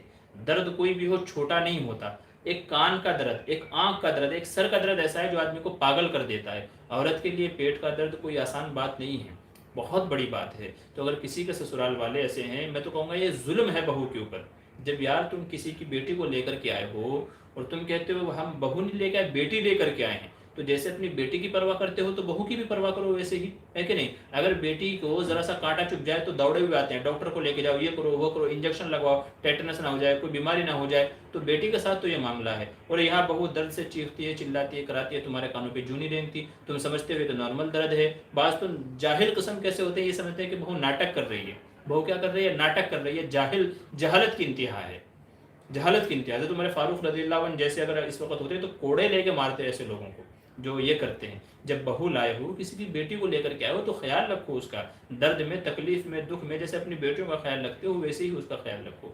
تو بہرحال گزارش یہ ہے کہ اپنے گھروں کو لے کے چلیں، گھر والوں کو لے کے چلیں، بہو آپ کی امانت ہے۔ اگر آپ کی بہو ہے تو کسی کی بیٹی بھی ہے وہ، تو اس کے اوپر ظلم نہ کریں، کسی کی بیوی بھی ہے تو جو بھی کوئی مسئلہ ہو تو فوراً جو بھی اس وقت مناسب کارروائی ہے، جس کے پاس جانا ہے، صلاح مشورہ کرنا ہے، ڈاکٹر کو بلانا ہے، اس کے پاس جانا ہے، تو فوراً وہ عمل کرنا چاہیے سارے کام کاج چھوڑ کر کے، ورنہ زندگی بھر پچھتاتے رہیں گے۔ ابھی حال ہی میں مجھے ایک نے بتایا کہ بیوی کے پیٹ میں درد ہوا، گھر والے سمجھے نارمل ہے اور بچہ ضائع ہو گیا۔ اب بتائیے شوہر کو کتنی تکلیف ہوئی ہوگی، عورت کو کتنی تکلیف ہوئی ہوگی. اور اگر خدا نہ خواستہ بہت ساری دفعہ ایسا ہوتا ہے کہ اگر بچہ ضائع ہو گیا پھر جلدی سے حمل نہیں ٹھہرتا ہے, ایک لمبا زمانہ لگ جاتا ہے, لوگوں کو لاکھوں لاکھوں دوائیاں لگ جاتی ہیں تاکہ دوسرا حمل ٹھہر جائے. تو بتائیے نقصان کس کا ہے؟ پھر وہی دادا دادی تڑپتے رہتے ہیں کہ یار اتنا زمانہ ہو گیا, 6 سال ہو گئے شادی کو, 10 سال ہو گئے, ہمارے بیٹے کے یہاں کوئی اولاد نہیں ہے, کوئی پوتا پوتی نہیں ہے. تو یار کہیں نہ کہیں تمہاری بھی تو غلطی رہی ہوگی نا, کہیں نہ کہیں تم سے بھی کوئی چوک ہوئی ہوگی, تو تم کو وہ ٹائم پہ سمجھنا چاہیے تھا نا. تو اس لیے اس طرح کے جب بھی مواقع آئیں سب سے پہلے اپنے ہمدرد کو فون کریں, جو بھی اس موقع پر کام آ سکتا ہو اس کو بلائیں اور اپنا جو بھی دکھ تکلیف ہے اس سے نجات پائیں اور اس کا علاج کرائیں. کیا شبنم عثمانی, السلام علیکم مفتی صاحب. جی وعلیکم السلام. کہہ رہے لائف میں بیعت ہونا ضروری ہے پیر بابا وغیرہ سے. جی نہیں, بیعت ہونا ضروری نہیں ہے, بیعت ہونا کوئی واجبی مسئلہ نہیں ہے. لوگ بیعت اس لیے ہوتے ہیں کہ آدمی کو سمجھ نہیں آتا کہ مجھ سے کیا گناہ ہو رہا ہے اور اس کی اصلاح کا کیا طریقہ ہے. بہت ساری دفعہ ایسا ہوتا ہے یا چیزیں مشکل آدمی کو نظر آ رہی ہیں, کوئی صلاح دینے والا نہیں ہے, کوئی مشورہ دینے والا نہیں ہے, شرعی رہنمائی کرنے والا کوئی نہیں ہے. بہت ساری دفعہ ایسا ہوتا ہے. تو ایسے لوگوں کے لیے یہ کہا ہے شریعت نے کہ بھئی آپ کیا کریں, کسی اللہ والے کے ہاتھ پر بیعت ہو جائیں, تاکہ ان سے کہیں کہ جی میرے اندر کیا کمیاں ہیں بتائیں, اس کی رہنمائی کا اس کا صحیح طریقہ کیا ہے, آپ میری رہبری کریں, مجھے گائیڈ کریں. تو اس لیے بیعت کا یہ سلسلہ ہے, اور لوگ اسی لیے بیعت ہوتے ہیں کہ آدمی کو اپنے عیوب نظر نہیں آتے, دوسرے کو نظر آتے. وہ کسی نے کہا تھا, ایک ایسے لطیفہ ہے, چٹکلا ہے, کہ ایک آدمی ایک بزرگ کے پاس گیا کہ جی میرے اندر کیا کیا کمیاں ہیں مجھے بتائیں تاکہ میں ان کی اصلاح کر سکوں. تو بابا جی نے کہا کہ بھائی ایسا ہے, بزرگ نے کہا آپ بیوی کو جا کے اس کا ایک عیب بتا دیں, بیوی کو جا کے گھر میں اس کا عیب بتا دیں تیرے اندر یہ کمی ہے, پھر دیکھنا وہ تمہارے اندر اتنے عیب بتائے گی اور ایسے ایسے عیب بتائے گی جو تمہارے اندر ہے بھی نہیں. تو اگر تم کو اپنی کمیوں کا عیبوں کا پتہ لگانا ہے تو اپنی بیوی کے اندر کمی نکال دو, وہ سارے عیب تم کو گنوا دے گی اگر تم کو اپنے عیب جاننا ہے تو. تو بہرحال آدمی کو اپنی کمیاں نظر نہیں آتی, دوسرا آدمی ان کو دیکھ لیتا ہے, اور اللہ والوں سے بیعت ہونے کے لیے اسی لیے کہا گیا ہے. قرآن کریم میں بھی یہی ہے, جب صحابیہ اور صحابہ حضور صلی اللہ علیہ وسلم سے بیعت ہونے آئے تھے تو قرآن کریم میں یہی کہا گیا اذا جاءک المؤمنات یبایعنک, جب مومنہ عورتیں آپ کے پاس آئیں تو ان سے بیعت لینی ہے کہیں کے اوپر, اللہ یشرکن باللہ شیئا, کہ اللہ کے ساتھ کسی کو شریک نہیں کریں گے, ولا یسرقن, چوری نہیں کریں گے, ولا یزنین, زنا نہیں کریں گے, ولا یقتلن اولادہن, اپنے اولاد کو قتل نہیں کریں گے, ولا یاتین ببہتان یفترینہ بین ایدیہن وارجلہن, اور کسی کے اوپر کوئی بہتان نہیں لگائیں گے, غلط کاری حرام کاری نہیں کریں گے, ولا یعصینک فی معروف, اچھے کام میں آپ کی نافرمانی نہیں کریں گے, فبایعہن, تو آپ ان سے بیعت کر لیں, واستغفر لہن اللہ, ان کے لیے اللہ سے مغفرت کی دعا کریں. تو بیعت اس لیے ہوتا ہے کہ آدمی کو اپنے عیوب کمیاں نظر نہیں آتی, شرعی رہنمائی نہیں ملتی, تو کسی اللہ والے کے ہاتھ پر بیعت ہو جاتے ہیں. اگر آپ کو ساری چیزیں کلیئر ہیں, آپ کے پاس اتنا علم ہے, معلومات ہے, نالج ہے, آپ کو سب چیزیں پتہ ہیں, تو آپ کے لیے ضروری نہیں ہے. تو ہر کسی کے لیے بیعت ہونا ضروری نہیں ہے. جس کو لگتا ہے یار مطلب مجھے راستہ سمجھ میں نہیں آ رہا ہے, مجھے چیزیں سمجھ میں نہیں آ رہی ہیں, مجھے پریشانیوں کا حل نہیں مل رہا ہے, تو پھر ایسے شخص کے لیے کہ کسی اللہ والے سے بیعت ہو جائے, یا کم از کم بیعت نہیں ہونا چاہتا ہے تو کسی اللہ والے کو اپنا صلاح کار بنا لے, مشیر بنا لے, کہ ہر کام میں جا کر ان سے مشورہ کر لے تاکہ وہ صحیح طریقے سے اس کو گائیڈ کر سکے, اس کی رہنمائی کر سکیں. شبنم عثمانی کہہ رہے ہیں حکر کا خواب میں دیدار کر نصیب ہو, کوئی عمل بتا دیجیے. اچھا حکر نہیں ہے بھائی, حضور ہے. اچھا لکھنے میں مسٹیک ہو گئی ہے تو خیر کوئی بات نہیں. شاید پچھلے ہفتے بھی کسی نے معلوم کیا تھا کہ حضور صلی اللہ علیہ وسلم کو اگر خواب میں دیکھنا ہے تو میں نے وہاں پر یہ عمل بتایا تھا. آپ سے گزارش ہے کہ پچھلے ہفتے والا جو پروگرام تھا ہمارا وہ دیکھ لیجیے گا. اس میں یہ ہے خاص طور سے ایک چیز جو بزرگوں نے نقل کی ہے مجربات میں سے, کہ حضور صلی اللہ علیہ وسلم پر درود شریف پڑھا جائے. جتنا بھی زیادہ ہو سکے حضور صلی اللہ علیہ وسلم پر درود شریف پڑھا جائے. تو جتنا آپ زیادہ درود پڑھیں گے یہ حضور سے محبت کی علامت ہے, تو انشاءاللہ امید ہے کہ حضور آپ کے خواب میں آئیں گے. دوسرا عمل یہ کرنا ہے کہ سنتوں کا آپ کو اہتمام کرنا ہے. کھانے کی سنتیں, پینے کی سنتیں, پہننے کی سنتیں, سونے کی سنتیں, اٹھنے کی سنتیں, کاروبار کی سنتیں, ٹھیک ہے, ایسے نمازوں کی سنتیں. تو جو سنتیں ہیں, چونکہ حضور نے فرمایا کہ جو میری سنتوں کا اہتمام کرے گا میں اس سے محبت کروں گا, ٹھیک ہے, جس سے میں محبت کروں گا وہ جنت میں میرا ساتھی ہوگا. تو سنتوں پر عمل کرنا یہ دلیل ہے کہ آپ کو حضور سے محبت ہے, اور جب حضور سے محبت ہوگی تو انشاءاللہ حضور خواب میں تشریف لائیں گے. تو یہ دو عمل علماء نے نقل کیے ہیں, ایک سنتوں کی پابندی, دوسرے درود شریف کی پابندی زیادہ سے زیادہ. یہ دو عمل کر لیں گے تو انشاءاللہ حضور کی زیارت امید ہے کہ آپ کو نصیب ہوگی. جن لوگوں کو ہوئی ہے انہوں نے یہ اپنے تجربات میں سے نقل کیا ہے.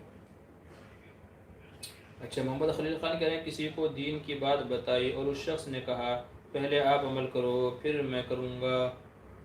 آپ کا کام دیکھیے بتانا ہے, آپ نے بتا دی, بات ختم ہو گئی. اب وہ کیا کہتا ہے آپ سن کر کے اس کو اگنور کریں, ٹھیک ہے, یا اس کو اچھے انداز سے سمجھانے کی کوشش کریں.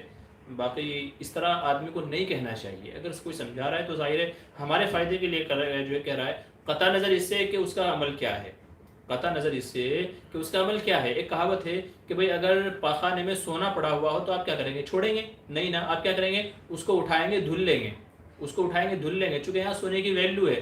تو وہی کام آپ کو کرنا ہے کہ اگر آپ کو کوئی اچھی بات بتاتا ہے تو اچھی بات کو ایکسیپٹ کر لینا ہے۔ ہم کو اس سے مطلب نہیں ہے کہ وہ کرتا ہے کہ نہیں کرتا ہے، اگر ہم کریں گے ہمیں فائدہ ہوگا تو بس ہمارے متمح نظر، ہمارے پیش نظر یہ رہنا چاہیے کہ بھئی اس نے اچھی بات بتائی ہے تو بس عمل کروں گا، میرا فائدہ ہے۔ وہ کرتا ہے نہیں کرتا ہے اس کا عمل ہے، وہ کرے گا تو اس کو بھی فائدہ ہوگا، وہ نہیں کرے گا تو اس کو فائدہ نہیں ہوگا۔ لیکن اگر آپ کر لیں گے فائدے کی بات ہے تو آپ کو تو فائدہ ہونا یقینی ہے، تو اس لیے آپ قبول کر لیجیے، اس طرح کی باتیں نہیں بولنی چاہیے۔ اچھا بشیر کہہ رہے ہیں پھر سسر آ کر آدھی رات کو چیک کر کے لائے، پھر میرے ماں باپ گالیاں نکالنے لگے، فون کیوں کیا، ایسا ویسا کہنے لگے، کیوں کرے سمجھ میں نہیں آ رہا ہے مفتی صاحب۔ یہ ساری جہالت والی باتیں ہیں، ایسے گھر کو میں تو جاہل کہتا ہوں، وہ چاہے بھلے ہی کتنے پڑھے لکھے کیوں نہ ہو، لیکن جو خود تو کرتے نہیں ہیں، ٹھیک ہے، خود تو غور و فکر کیا نہیں ہے، کسی دوسرے کو اگر بلایا تو اس پہ الٹا الزام انہیں کو دے رہے ہیں، تو میں تو کہتا ہوں کہ وہ جہالت ہے، حد درجہ جہالت ہے۔ جو کام یار آپ کو کرنا چاہیے تھا، جب آپ نے نہیں کیا تو وہ کیا کرے گی بیچاری؟ مرے گی کیا؟ مرے گی، تکلیف سہے گی، آپ کو بڑی آسان لگتی ہے، اللہ نہ کرے کبھی آپ کے اوپر آئے نا تب آپ کو معلوم پڑے گا۔ تو میں تو یہ کہتا ہوں جہالت ہے بھائی، حد درجہ جہالت ہے، اللہ ایسے لوگوں کو سمجھ دے۔ اسی لیے کہا گیا کہ بچوں کی شادیاں کرو دیندار گھرانے میں، جو گھرانہ دیندار ہوگا تو ان کو اللہ کا خوف ہوگا، وہ تکلیف میں سب سے پہلے آپ کے ساتھ کھڑے ہوں گے۔ جن کا گھرانہ دیندار نہیں ہے، صرف پیسے پانی کو دے کر کے شادیاں کی گئی ہیں، پھر وہاں اسی طرح کے معاملات ہوتے ہیں۔ تو اس لیے اپنی بچوں کی شادیاں دیندار گھرانے میں کراؤ، بھلے ہی غریب کیوں نہ ہوں، کیونکہ ہر ضرورت کے موقع پر، ہر پریشانی، ہر تکلیف میں وہ ان کے ساتھ میں کھڑے رہیں گے۔ تو اس لیے دیندار گھرانے میں بچوں کی شادیاں کرو۔ مفتی صاحب اگر نماز پڑھتے ہوئے دوپٹے سے 2-3 بال نکل جائیں کیا نماز ادا ہوگی؟ ایچ خان کا سوال ہے۔ دیکھیں عورت کے بال بھی علماء نے سطر کے اندر شمار کیے ہیں۔ آپ نے 2-3 بال کا مسئلہ پوچھا ہے تو 2-3 بال کا تو میرے ذہن میں نہیں ہے، البتہ چوتھائی کا مسئلہ تو میرے ذہن میں ہے کہ اگر چوتھائی بال کھل جائیں تو اب تو نماز نہیں ہوگی۔ 2-3 بالوں کا مسئلہ، چونکہ 2-3 بال تو بہت معمولی ہیں، اور آدمی اگر عورت پورا دھیان کرے تو شاید تب بھی کوئی نہ کوئی بال رہ جائے، تو 2-3 بالوں کا مجھے دیکھنا پڑے گا۔ البتہ چوتھائی کا یقینی ہے کہ اگر چوتھائی حصہ کھل گیا بالوں کا تب تو نماز نہیں ہوگی۔ 2-3 بالوں کا ہے، آپ مجھے میسج چھوڑ دیجیے گا کسی ویڈیو یا کمنٹ میں انشاءاللہ، تو میں تھوڑا مطالعہ کر کے واپس دیکھ کے تحقیق کر کے آپ کو اس کا جواب بتا دوں گا۔ نیاز محمد کہہ رہے ہیں جی حضرت اپنی بیوی سے صحبت کرنے کے فوراً بعد غسل کرنا چاہیے یا فجر اذان تک تاخیر کر سکتے ہیں؟ اگر کسی نے فجر کے بعد غسل جنابت کیا تو وہ گنہگار تو نہیں ہوگا؟ دیکھیں فوراً غسل کرنا ضروری نہیں ہے، بعض لوگوں نے اپنے ایسے واقعات بتائے، جی ہم نے سنا تھا کہ بھائی فوراً غسل کر لینا چاہیے نہیں تو فرشتے لعنت کرتے ہیں، فرشتے لعنت کرتے ہیں، آدمی ناپاک رہتا ہے، تو فوراً غسل کر لینا چاہیے۔ انہوں نے اپنے واقعات ایسے بتائے کہ جی باوجود یہ کہ جوائنٹ فیملی تھی مگر ہم لوگوں نے پھر بھی چپ چاپ سے جا کے آرام سے نیچے کپڑے رکھ کر کے تاکہ پانی کپڑوں پہ گرے، آواز نہ آئے، تو اس طریقے سے ہم لوگوں نے غسل کیا ہے۔ تو انہوں نے اپنی پریشانیاں بتائی ہیں، اب وہ ٹائم پہ لوگوں نے مسئلے معلوم نہیں کیے یا ان کو پتہ نہیں تھا، ان کی غلطی ہے بہرحال، لیکن یہ ہے کہ فوراً غسل کرنا ضروری تو نہیں ہے، ٹھیک ہے، آپ فجر تک مؤخر کر سکتے ہیں، فجر کی نماز سے پہلے آپ غسل کر لیجیے اطمینان سے اور پھر جا کر کے نماز پڑھیے۔ تو آپ فجر کی نماز تک یا اس کے بعد تک بھی آپ غسل کر سکتے ہیں، فوراً غسل کرنا ضروری نہیں ہے۔ ہاں یہ ہے کہ نماز سے پہلے پہلے غسل کر لیا جائے، البتہ ساتھ میں یہ ہے کہ جیسے ابھی ہم بستری کی ہے تو بہتر ہے کہ وضو کر کے آپ سو جائیں، بہتر ہے کہ غسل تو نہ کریں لیکن وضو تو کم از کم کر ہی سکتے ہیں نا۔ ویسے بھی آدمی ہم بستری کے بعد میں کم از کم اپنے عضو مخصوص کو صاف کرنے کے لیے، دھلنے کے لیے باتھ روم میں جاتا ہی ہے، باتھ روم میں جاتا ہی ہے تھوڑی سی صاف صفائی کرنے کے لیے، تو اسی وقت میں وضو بھی کر لیا جائے پھر سو جائے، کوئی مسئلہ نہیں ہے۔ تو وضو کر لینا زیادہ بہتر ہے، افضل ہے، پھر صبح میں اٹھ کر کے کیا کر لیا جائے، غسل کر لیا جائے۔ ہاں یہ بھی یاد رکھنے کی بات ہے کہ شریعت نے زیادہ دیر ناپاک رہنے کو پسند نہیں کیا ہے، اب بہتر اور افضل یہی ہے کہ جتنی جلدی ممکن ہو سکے غسل کر لینا چاہیے، باقی تاخیر کی تو گنجائش اجازت ہے، لیکن افضل یہی ہے کہ جلد سے جلد غسل کر لیا جائے۔ علی اکبر کہہ رہے ہیں مفتی صاحب کیا یہ شیطانی وسوسے ہیں کہ مجھے خیال آتے ہیں کہ میں جان بوجھ کر کفر شرک کیا ہوں اور میں بھول چکا ہوں؟ جی شیطانی وسوسے ہی ہیں، میں نے شروع میں عرض کیا تھا، یہ شیطانی وسوسے ہی ہیں سب، تاکہ آدمی کے عقائد و اعمال کو خراب کرے۔ خلیل بھائی کہہ رہے ہیں پرفیوم یا باڈی اسپرے کپڑوں پہ لگے تو نماز ہوگی یا نہیں؟ جی ہاں ہو جائے گی، چونکہ پرفیوم وغیرہ میں جو الکوہل ہوتا ہے وہ حلال والا ہوتا ہے تو اس لیے ہو جائے گی۔ ایم ڈی عاطف کہہ رہے ہیں مجھے مفتی صاحب کیا خواتین کا پھوپھا سے پردہ ہے اور سسرال میں جوان سسر ہو تو کیا پردہ ہوگا؟ دیکھیں پھوپھا جی سے تو پردہ ہے، پھوپھا جی سے تو پردہ ہے چونکہ وہ غیر محرم ہے۔ اور رہ گئی بات سسر کی، تو سسر اگرچہ محرم ہے لیکن علماء فرماتے ہیں کہ اگر سسر جوان ہو، سسر اگر جوان ہو تو پھر بہتر یہی ہے کہ احتیاط کی جائے، چونکہ شیطان کب بہکا دے، پھسلا دے، غلط خیالات دل کے اندر لا دے پتہ نہیں ہے۔ تو اگر سسر جوان ہے تو پھر احتیاط اسی میں ہے کہ پردہ کر لینا چاہیے، اگرچہ شرعی نقطۂ نظر سے محرم ہے، پردہ تو نہیں ہے، لیکن اگر جوان ہے گناہ میں مبتلا، کہتے ہیں نا کہ احتیاط علاج سے بہتر ہے، تو پہلے ہی احتیاطاً کیا کر لینا چاہیے، پردہ کر لینا چاہیے۔ خلیل بھائی کہہ رہے ہیں محرم اور غیر محرم کسے کہتے ہیں؟ اس میں ذرا ڈاؤٹ ہے مجھے۔ جس سے آدمی کا کبھی بھی نکاح نہیں ہو سکتا، جس سے رشتہ حرام ہے وہ محرم ہے، اور جس سے رشتہ نکاح ہو سکتا ہے وہ کیا ہے، غیر محرم ہے۔ آسان سا یاد رکھنے کا پوائنٹ ہے کہ جس سے نکاح کر سکتے ہیں وہ غیر محرم ہے، آپس میں غیر محرم کہلائیں گے، اور جس سے نکاح نہیں ہو سکتا وہ کیا ہو، وہ محرم کہلائے گا۔ جیسے باپ بیٹی کا رشتہ ہے، ٹھیک ہے، باپ بیٹی کا رشتہ ہے، ماں اور بیٹے کا رشتہ ہے، بھائی بہن کا رشتہ ہے، دادا پوتی کا رشتہ ہے، چاچا اور بھتیجی یا بھتیجے اور چاچا کا رشتہ ہے، ایسے ہی ماموں اور بھانجی کا رشتہ ہے، ماموں بھانجی کا رشتہ ہے، ٹھیک ہے۔ تو یہ رشتے ایسے ہیں کہ ان کا کبھی بھی نکاح نہیں ہو سکتا، ٹھیک ہے۔ ایسے ہی بیوی کے رہتے ہوئے سالی کا ہے کہ خیر سالی تو غیر محرم کہلائے گی، سالی تو محرم نہیں ہوگی، لیکن بیوی کے رہتے ہوئے سالی سے نکاح جائز نہیں ہے، وہ الگ مسئلہ ہے، لیکن سالی کیا ہے، غیر محرم ہے۔ تو جس سے کبھی نکاح نہیں ہو سکتا وہ محرم ہے، اور جس سے نکاح ہو سکتا ہے، جیسے ماموں کی بیٹیاں، پھوپھا کی بیٹیاں، خالہ کی بیٹیاں، خالہ زاد، پھوپھا زاد، تو یہ کیا ہے، یہ سب کے سب کیا کہلائیں گے، یہ غیر محرم کے دائرے میں آئیں گے۔ تو سیدھا سا یاد رکھنے کا پوائنٹ ہے کہ جس سے نکاح نہیں ہو سکتا وہ محرم ہے، اور جس سے نکاح ہو سکتا ہے وہ کیا ہے، غیر محرم ہے۔ اچھا بھائی، ہمارے پروگرام کو 56 منٹ یعنی تقریباً 1 گھنٹہ ہو گیا ہے، تو اس لیے آپ حضرات سے گزارش ہے کہ اب اور سوال نہ کریں۔ جن حضرات کے سوالات کے جواب سوال آئے ہوئے ہیں بس میں انہیں کے جواب دے دیتا ہوں۔ اچھا بشیر کیا کہہ رہے ہیں، مفتی صاحب ہجامہ کیسے سمجھا نہیں؟ بھئی ہجامہ کپنگ بھی جس کو کہتے ہیں آج کے زمانے میں، کپنگ کرانا، تو آپ وہ نیٹ پہ سرچ کریں گے نا ہجامہ تو آپ کو معلوم پڑ جائے گا، جس میں گندا خون نکالتے ہیں کپ لگا کر کے، جسم پہ کئی جگہ کپ لگا کر کے، سر میں، گدی میں، کمر پہ، تو ہجامہ آپ نیٹ پہ سرچ کریں گے، یوٹیوب پہ سرچ کریں گے تو آپ کو معلوم پڑ جائے گا اور مل جائے گا۔ محمد نعمان کہہ رہے ہیں السلام علیکم، محمد صلی اللہ علیہ وسلم 4 مرتبہ قرآن کریم میں ذکر آیا، اچھا حضور کا نام 4 مرتبہ آیا ہے۔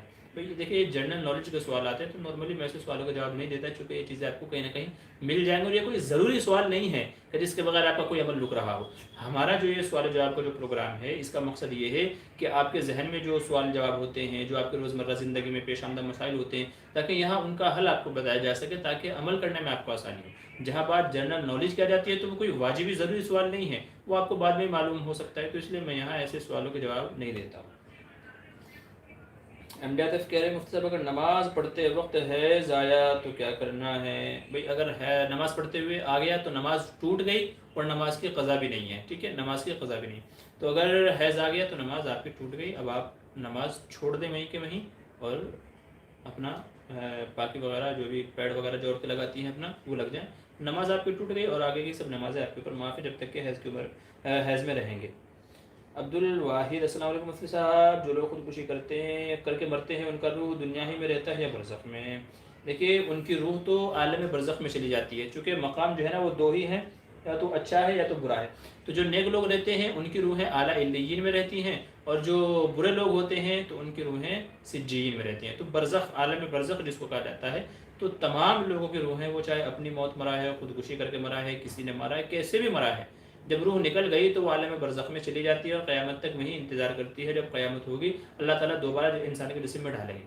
یہ جو لوگوں میں مشہور ہے کہ بھئی کسی نے خودکشی کی تو اس کی روح بھٹکتی رہتی ہے دنیا میں، یا کسی کو کسی نے مار ڈالا ہے، قتل کر دیا ہے، تو اس کی روح بھٹکتی رہتی ہے جب تک کہ انصاف نہ ملے، یہ سارے غیر اسلامی عقیدے ہیں، جسے آواگون کہا جاتا ہے، جو کہ کفریہ شرکیہ عقیدے ہیں۔ تو یہ اسلامی عقیدے نہیں ہیں، کسی کی روح دنیا میں نہیں آتی ہے دوبارہ، اللہ تعالیٰ کے پاس چلی گئی ہے تو وہ اللہ تعالیٰ کے پاس ہی رہتی ہے عالم برزخ میں۔ فیاض احمد کہہ رہے میرے ابو کے لیے دعا کی درخواست ہے، اور میرے بھائی کے لیے بھی، اللہ تعالیٰ صحت و عافیت عطا فرمائے، جو بھی مشکلیں ہیں جو بھی مسئلے ہیں اللہ تبارک و تعالیٰ سب کو ختم فرمائے، نوکری وغیرہ جو بھی اللہ تعالیٰ حلال روزی عطا فرمائے۔ ایم ایس حسین السلام علیکم، جی وعلیکم السلام۔ نمیرہ السلام علیکم ورحمۃ اللہ وبرکاتہ، مفتی صاحب کیا لپسٹک لگا کے نماز پڑھ سکتے ہیں؟ جی ہاں نماز پڑھ سکتے ہیں، بس شرط یہ ہے کہ آپ کی لپسٹک میں کوئی حرام چیز نہ ملایا گیا ہو۔ جو بھی آپ جس بھی کمپنی کے جس بھی برانڈ کی لپسٹک استعمال کرتے ہیں تو اس کا وہ آتا ہے انگریڈینٹ جس کو کہتے ہیں، یعنی اس کے اندر کیا کیا چیزیں ڈالی گئی ہیں، تو آپ ایک بار وہ چیک کر لیجیے، وہ پڑھ لیجیے۔ تو اگر لپسٹک میں کوئی حرام چیز نہیں ملائی گئی ہے تو لپسٹک لگانا جائز ہے، اور وہ اس کو لگا کر کے آپ نماز بھی پڑھ سکتے ہیں۔ وضو کر لیا تھا اور وضو کے بعد لپسٹک لگا لی تو آپ چاہیں تو پڑھ سکتے ہیں، کوئی مذائقہ نہیں ہے۔ بزم بیان ماشاءاللہ مفتی صاحب آج آپ بہت خوبصورت لگ رہے ہو، اللہ آپ کے حسن میں اضافہ فرمائے، آمین ثم آمین۔ اللہ تعالیٰ آپ کی دعا کو قبول فرمائے اور نظر بد سے حفاظت فرمائے۔ جب کوئی چیز اچھی لگے تو نبی کریم صلی اللہ علیہ وسلم نے ہم کو یہ تعلیم دی ہے کہ ماشاء اللہ لا قوت الا باللہ، یہ پڑھ لیا کرو تو نظر سے اور ہر برائی سے محفوظ رہ جاؤ گے۔ ماشاء اللہ لا قوت الا باللہ، تو انشاءاللہ امید ہے کہ کوئی چیز نظر وغیرہ آپ کو نقصان نہیں پہنچا پائے گی۔ تو جب بھی کوئی بھی چیز اچھی لگے، وہ چاہے کوئی انسان ہو، کوئی بچہ ہو، ٹھیک ہے، کوئی گاڑی ہے، دکان ہے، مکان ہے، کوئی بھی چیز ہو، جب اچھی لگے تو ماشاءاللہ لا قوت الا باللہ کہہ لیا کرو۔ غیر محرم کی بات نہیں کر رہا ہوں، ٹھیک ہے، کہا غیر محرم کی فوٹو کو دیکھ کر کے، لڑکیوں کو فوٹو کو دیکھ کر کے ماشاءاللہ کہنے لگے تو یہ تو کسی نے مجھ سے پوچھا تھا ابھی، کیسے کسی کے فوٹو پہ کمنٹ کرنا ماشاءاللہ، تو یہ کفر ہے کیا؟ تو ظاہر سی بات ہے غیر محرم کو دیکھ کر کے ماشاءاللہ کہنا تو یہ تو واقعی عقیدے کی خرابی کی بات ہے کہ جو چیز حرام ہے آپ اس کی تعریف کر رہے ہو، تو گویا آپ حرام کو پروموٹ کر رہے ہو۔ آپ کیا کر رہے ہو؟ حرام کو پروموٹ کر رہے ہو، کل کو وہ اور پکچر ڈالے گی اور فوٹو نئے وہ طریقے سے نکالے گی، تو غیر محرموں کی فوٹو کو دیکھ کر کے ماشاءاللہ کہنا یہ تو گناہ کے اندر داخل ہے۔ تو ان کی بات نہیں کر رہا ہوں، وہ سب چیزیں نہیں ہیں، بلکہ کوئی اچھا کوئی آدمی اچھا لگا، جیسے آپ نے مجھے بولا ہے اس کے لیے شکریہ جزاک اللہ، کوئی چیز ہے، گاڑی ہے، دکان ہے، مکان ہے، فلیٹ، کوئی اس طرح کی چیزیں ہیں، تو اگر اس طرح کی چیز اچھی لگتی ہے تو پھر ماشاءاللہ لا قوت الا باللہ کہہ لیا کریں، تاکہ نظر کے جو بھی نقصانات ہیں ان سے حفاظت ہو سکے۔ جی محمد جمال کہہ رہے ہیں میں نے فجر پڑھنے کے بعد خواب میں دیکھا کہ میں یا حیو یا قیوم برحمتک استغیث کا ورد مجھے نیند میں بھی محسوس ہو رہا تھا، کیا اللہ نے اشارہ دیا کہ پریشانی سے نجات اسے پڑھنے میں؟ جی یا حیو یا قیوم برحمتک استغیث یہ بہت مفید جو ہے استغفار کے لیے، دعا کے لیے، وظیفہ کے لیے، تو یہ بہت مجرب عمل ہے، اور اگر آپ کو ایسا کہہ رہے ہیں تو اشارہ بھی یہ ہو سکتا ہے، تو اس کو پڑھنا چاہیے، یہ بہت مفید عمل ہے۔ تو ہو سکتا ہے کہ آپ کے لیے یہی اشارہ ہو کہ بھئی اس کو پڑھیں، آپ کی پریشانی کے نجات اسی میں، تو آپ اس کو پڑھ لیں۔ اگر اشارہ نہ بھی مانیں تو بھی یہ فائدے سے خالی نہیں ہے، تو اس لیے اس کا آپ کیا کرتے ہیں، اس عمل کو شروع کرتے ہیں۔ ایم ایس حسین کہہ رہے ہیں کیا نفل کی نیت باندھنے کے بعد اگر وضو ٹوٹ جائے تو کیا اس کا دوبارہ پڑھنا فرض ہو جائے گا یا نفل ہی رہے گا؟ نہیں، دیکھیں نفل کو شروع کرنے کے بعد اس کو مکمل کرنا لازم ہے۔ یہ علماء فرماتے ہیں کہ اگر نفل نماز شروع کر دی ہے تو اس کو پورا کرنا واجب ہے، اگر کوئی بیچ میں توڑ دیتا ہے تو اب وہ واجب ہو گئی آپ کے ذمے، اب آپ کے ذمے ضروری ہے کہ آپ دوبارہ وضو کر کے آئیں اور دوبارہ اس کو ادا کریں۔ ایم ایس حسین کہہ رہے ہیں سب لائک کر دو، اچھا جی شکریہ جزاک اللہ۔ محمد نعمان السلام علیکم، جن لوگوں کو کچھ نہیں کرنا ان کے لیے بہت اہم ہے جنرل نالج کے سوالات، جزاکم اللہ۔ ہاں بھائی جنرل نالج کے سوال بس وہی معلومات ہے، آپ نیٹ پہ ڈھونڈیں گے جا جنرل نالج آپ کے لیے بہت آسان ہے، بہت ایزی ہے، آپ نیٹ پہ یوٹیوب پہ لکھیں معلوماتی کتابیں جو ان کو اٹھا لیں وہاں آپ کو مل جائے گا۔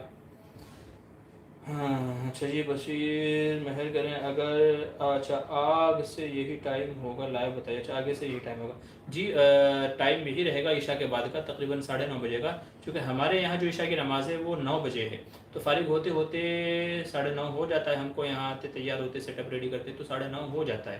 تو ہم نے اس سے پہلے مشورہ کیا تھا حضرات سے کہ بھائی مغرب عشاء کے بیچ میں ہے اتنا ٹائم کہ 1 گھنٹے کا پروگرام ہو سکتا ہے مغرب عشاء کے بیچ میں، لیکن اکثر حضرات کی رائے یہ تھی کہ نہیں عشاء کے بعد ہی رکھا جائے، تو اس لیے ہم نے عشاء کے بعد کا رکھا ہوا ہے، اور سنڈے کے دن ہی ہے اور عشاء کے بعد کا ہی چلا رہا ہے، تو ابھی تو عشاء کے بعد ہی ہوگا، ٹھیک ہے نا، تو عشاء کے بعد ہی چلے گا ابھی تو۔ باقی اگر آپ لوگ میں چونکہ دیکھیے ویورس آپ ہیں، سوال جواب کرنے والے آپ ہیں، تو ہم تو آپ کے اعتبار سے آپ کی رعایت رکھیں گے، تو اگر آپ بولیں نہیں اکثر حضرات مغرب بعد حاضر ہوں گے تو ہم مغرب بعد پروگرام کو سیٹ کر دیں گے، تو جیسے آپ حضرات کی رائے ہے ویسے ہم اپنا پروگرام بنا لیتے ہیں۔ تو اکثر حضرات کی عشاء کے بعد کی رائے تھی تو عشاء بعد چلا رہا ہے. پھر اگر آپ لوگ رائے دیں گے نہیں مغرب کے بعد رکھا رہا ہے تو مغرب بعد سیٹ کر دیا جائے گا, کوئی مسئلہ نہیں ہے. اچھا کیا کہہ رہے ہیں عدنان خان, جناب وراثت کے متعلق پوچھنا ہے. دیکھیں وراثت کے مسئلے بڑے مشکل ہوتے ہیں. ویسے وراثت پہ میری کئی ساری ویڈیوز ہیں, اور پلے لسٹ میں اگر آپ جائیں گے چینل پہ جا کر کے پلے لسٹ میں جائیں گے تو لسٹ میں وراثت کے تعلق سے جو ویڈیوز ہم نے ڈالی ہوئی ہیں ان کی لسٹ ہے, وہاں کئی ساری ویڈیو ہیں, وہاں آپ کو مل جائے گی. باقی یہ ہے کہ وراثت کا مسئلہ ہے تو آپ مجھے فون کر کے یا کسی بھی مفتی کو فون کر کے تب پوچھیے گا, کیونکہ وراثت کے مسئلے تفصیل وار ہوتے ہیں. آپ نے مجھے کچھ بتایا, میں نے مسئلہ بتا دیا, حالانکہ کوئی اور بھی وارث تھا جس کا آپ نے خیال نہیں کیا, جس کو آپ نے گنوایا نہیں, شمار نہیں کرایا, تو مسئلہ پورا بدل جائے گا. تو اس لیے وراثت کے مسئلے کو فون پہ ہی معلوم کیا جائے, یا تو لکھ کر کے پوری شکل تمام تفصیل لکھ کر کے تب وراثت کا مسئلہ معلوم کیا جائے, تاکہ اس میں کوئی بھول چوک غلطی نہ ہو. تو اس لیے آپ کے لیے مشورہ یہی ہے کہ آپ فون پہ معلوم کریں. ایم ایس حسین مفتی صاحب میرے لیے دعا کریں, اللہ آپ کی تمام جائز تمناؤں کو پورا فرمائے. بھائی وقت ہو گیا ہے ہمارے پروگرام کا, 1 گھنٹہ 5 منٹ ہو گئی ہے, تو اس لیے آپ سے گزارش ہے کہ آپ حضرات کے اور جو سوالات ہیں تو انشاءاللہ اگلے ہفتے کے لیے آپ اٹھا کر کے رکھ لیجئے, تاکہ اگلے ہفتے ان کا جواب دیا جا سکے. ایک آدھ سوال ہے, میں بس ان کا جواب دے کر کے آپ سے اجازت چاہوں گا, ٹھیک ہے. ذاکر حسین کہ مسجد اقصیٰ کی طرف رخ کر کے کون سی قوم نماز پڑھتی تھی مسجد حرام کی طرف رخ سے پہلے؟ مسجد اقصیٰ کی طرف تو رخ کر کے سب سے پہلے مسلمانوں کو ہی حکم دیا گیا تھا. پہلے شروع میں مسلمانوں کو ہی حکم دیا گیا تھا مسجد اقصیٰ کی طرف رخ کر کے نماز پڑھنے کا. 16 یا 17 مہینے نماز پڑھی, تقریباً 1.5 سال نماز پڑھی, پھر اس کے بعد حکم دے دیا گیا کہ بیت اللہ کی طرف رخ کر کے نماز پڑھے. ہاں مسلمانوں سے پہلے یہود و نصارہ یعنی یہودی اور عیسائی وہ بیت المقدس کی طرف مسجد اقصیٰ کی طرف رخ کر کے نماز پڑھتے تھے, چونکہ ان کا قبلہ وہی تھا. عدنان خان بھائی آپ کے میں سوال کو اسکپ کر رہا ہوں, چونکہ وراثت کا مسئلہ ہے تو آپ فون پہ مجھے معلوم کیجیے گا, اس لیے آپ کے سوال پہ اسکپ کر رہا ہوں. بشیر مہر 930 یہی ٹائم 9:30 یہ ٹائم, جی یہی ٹائم رہے گا انشاءاللہ. محمد نعمان السلام علیکم مفتی صاحب, سامعین سے التماس ہے کہ مفتی صاحب کے وقت کا خیال رکھیں, تمام سامعین کی بڑی مہربانی ہوگی. جی بہت شکریہ, جزاک اللہ خیر, اللہ آپ کو جزائے خیر دے. چلیے تقریباً اکثر حضرات کے سوالوں کا جواب ہو گیا ہے. اگر کسی ساتھی کا سوال کا جواب رہ گیا ہو تو وہ معاف فرمائیں. میں جان بوجھ کے کسی کا سوال نہیں چھوڑتا ہوں, اکثر کے جوابات دینے کی کوشش کرتا ہوں. کبھی کبھی کسی کا سوال ہو سکتا ہے نکل گیا ہو تو وہ کسی دوسرے یا تو اگلے ہفتے پوچھ لیں, یا ویڈیو کے کمنٹ میں آپ لکھ کے انشاءاللہ کریں گے تو میں اس کا جواب دے دوں گا. تو ابھی کے لیے اجازت دیجیے, 10:40 ہونے والے ہیں, انشاءاللہ پھر آپ حضرات سے ملاقات ہوگی. اچھا دوسری جاتے جاتے آپ سے یہ بات عرض کر دوں, ہمارا جو ایک اور یوٹیوب چینل ہے مفتی بدر موٹیویشنل اسپیکر, مفتی بدر موٹیویشنل اسپیکر, تو آپ حضرات سے گزارش ہے کہ آپ اس کو بھی سبسکرائب کر لیں. ابھی تک کے اب دیکھیں نا اس پہ کتنا 76,000 سبسکرائبر ہیں ہمارے اس چینل پہ, اور اس چینل پہ اب تک 500 بھی سبسکرائبر نہیں ہوئے ہیں. تو اس لیے آپ حضرات سے گزارش ہے کہ ہمارے اس چینل کو بھی سبسکرائب کر لیں, تاکہ اس کا بھی تھوڑا سا ویو بڑھ جائے, سبسکرائب وغیرہ بڑھ جائے. اللہ آپ کو جزائے خیر عطا فرمائے.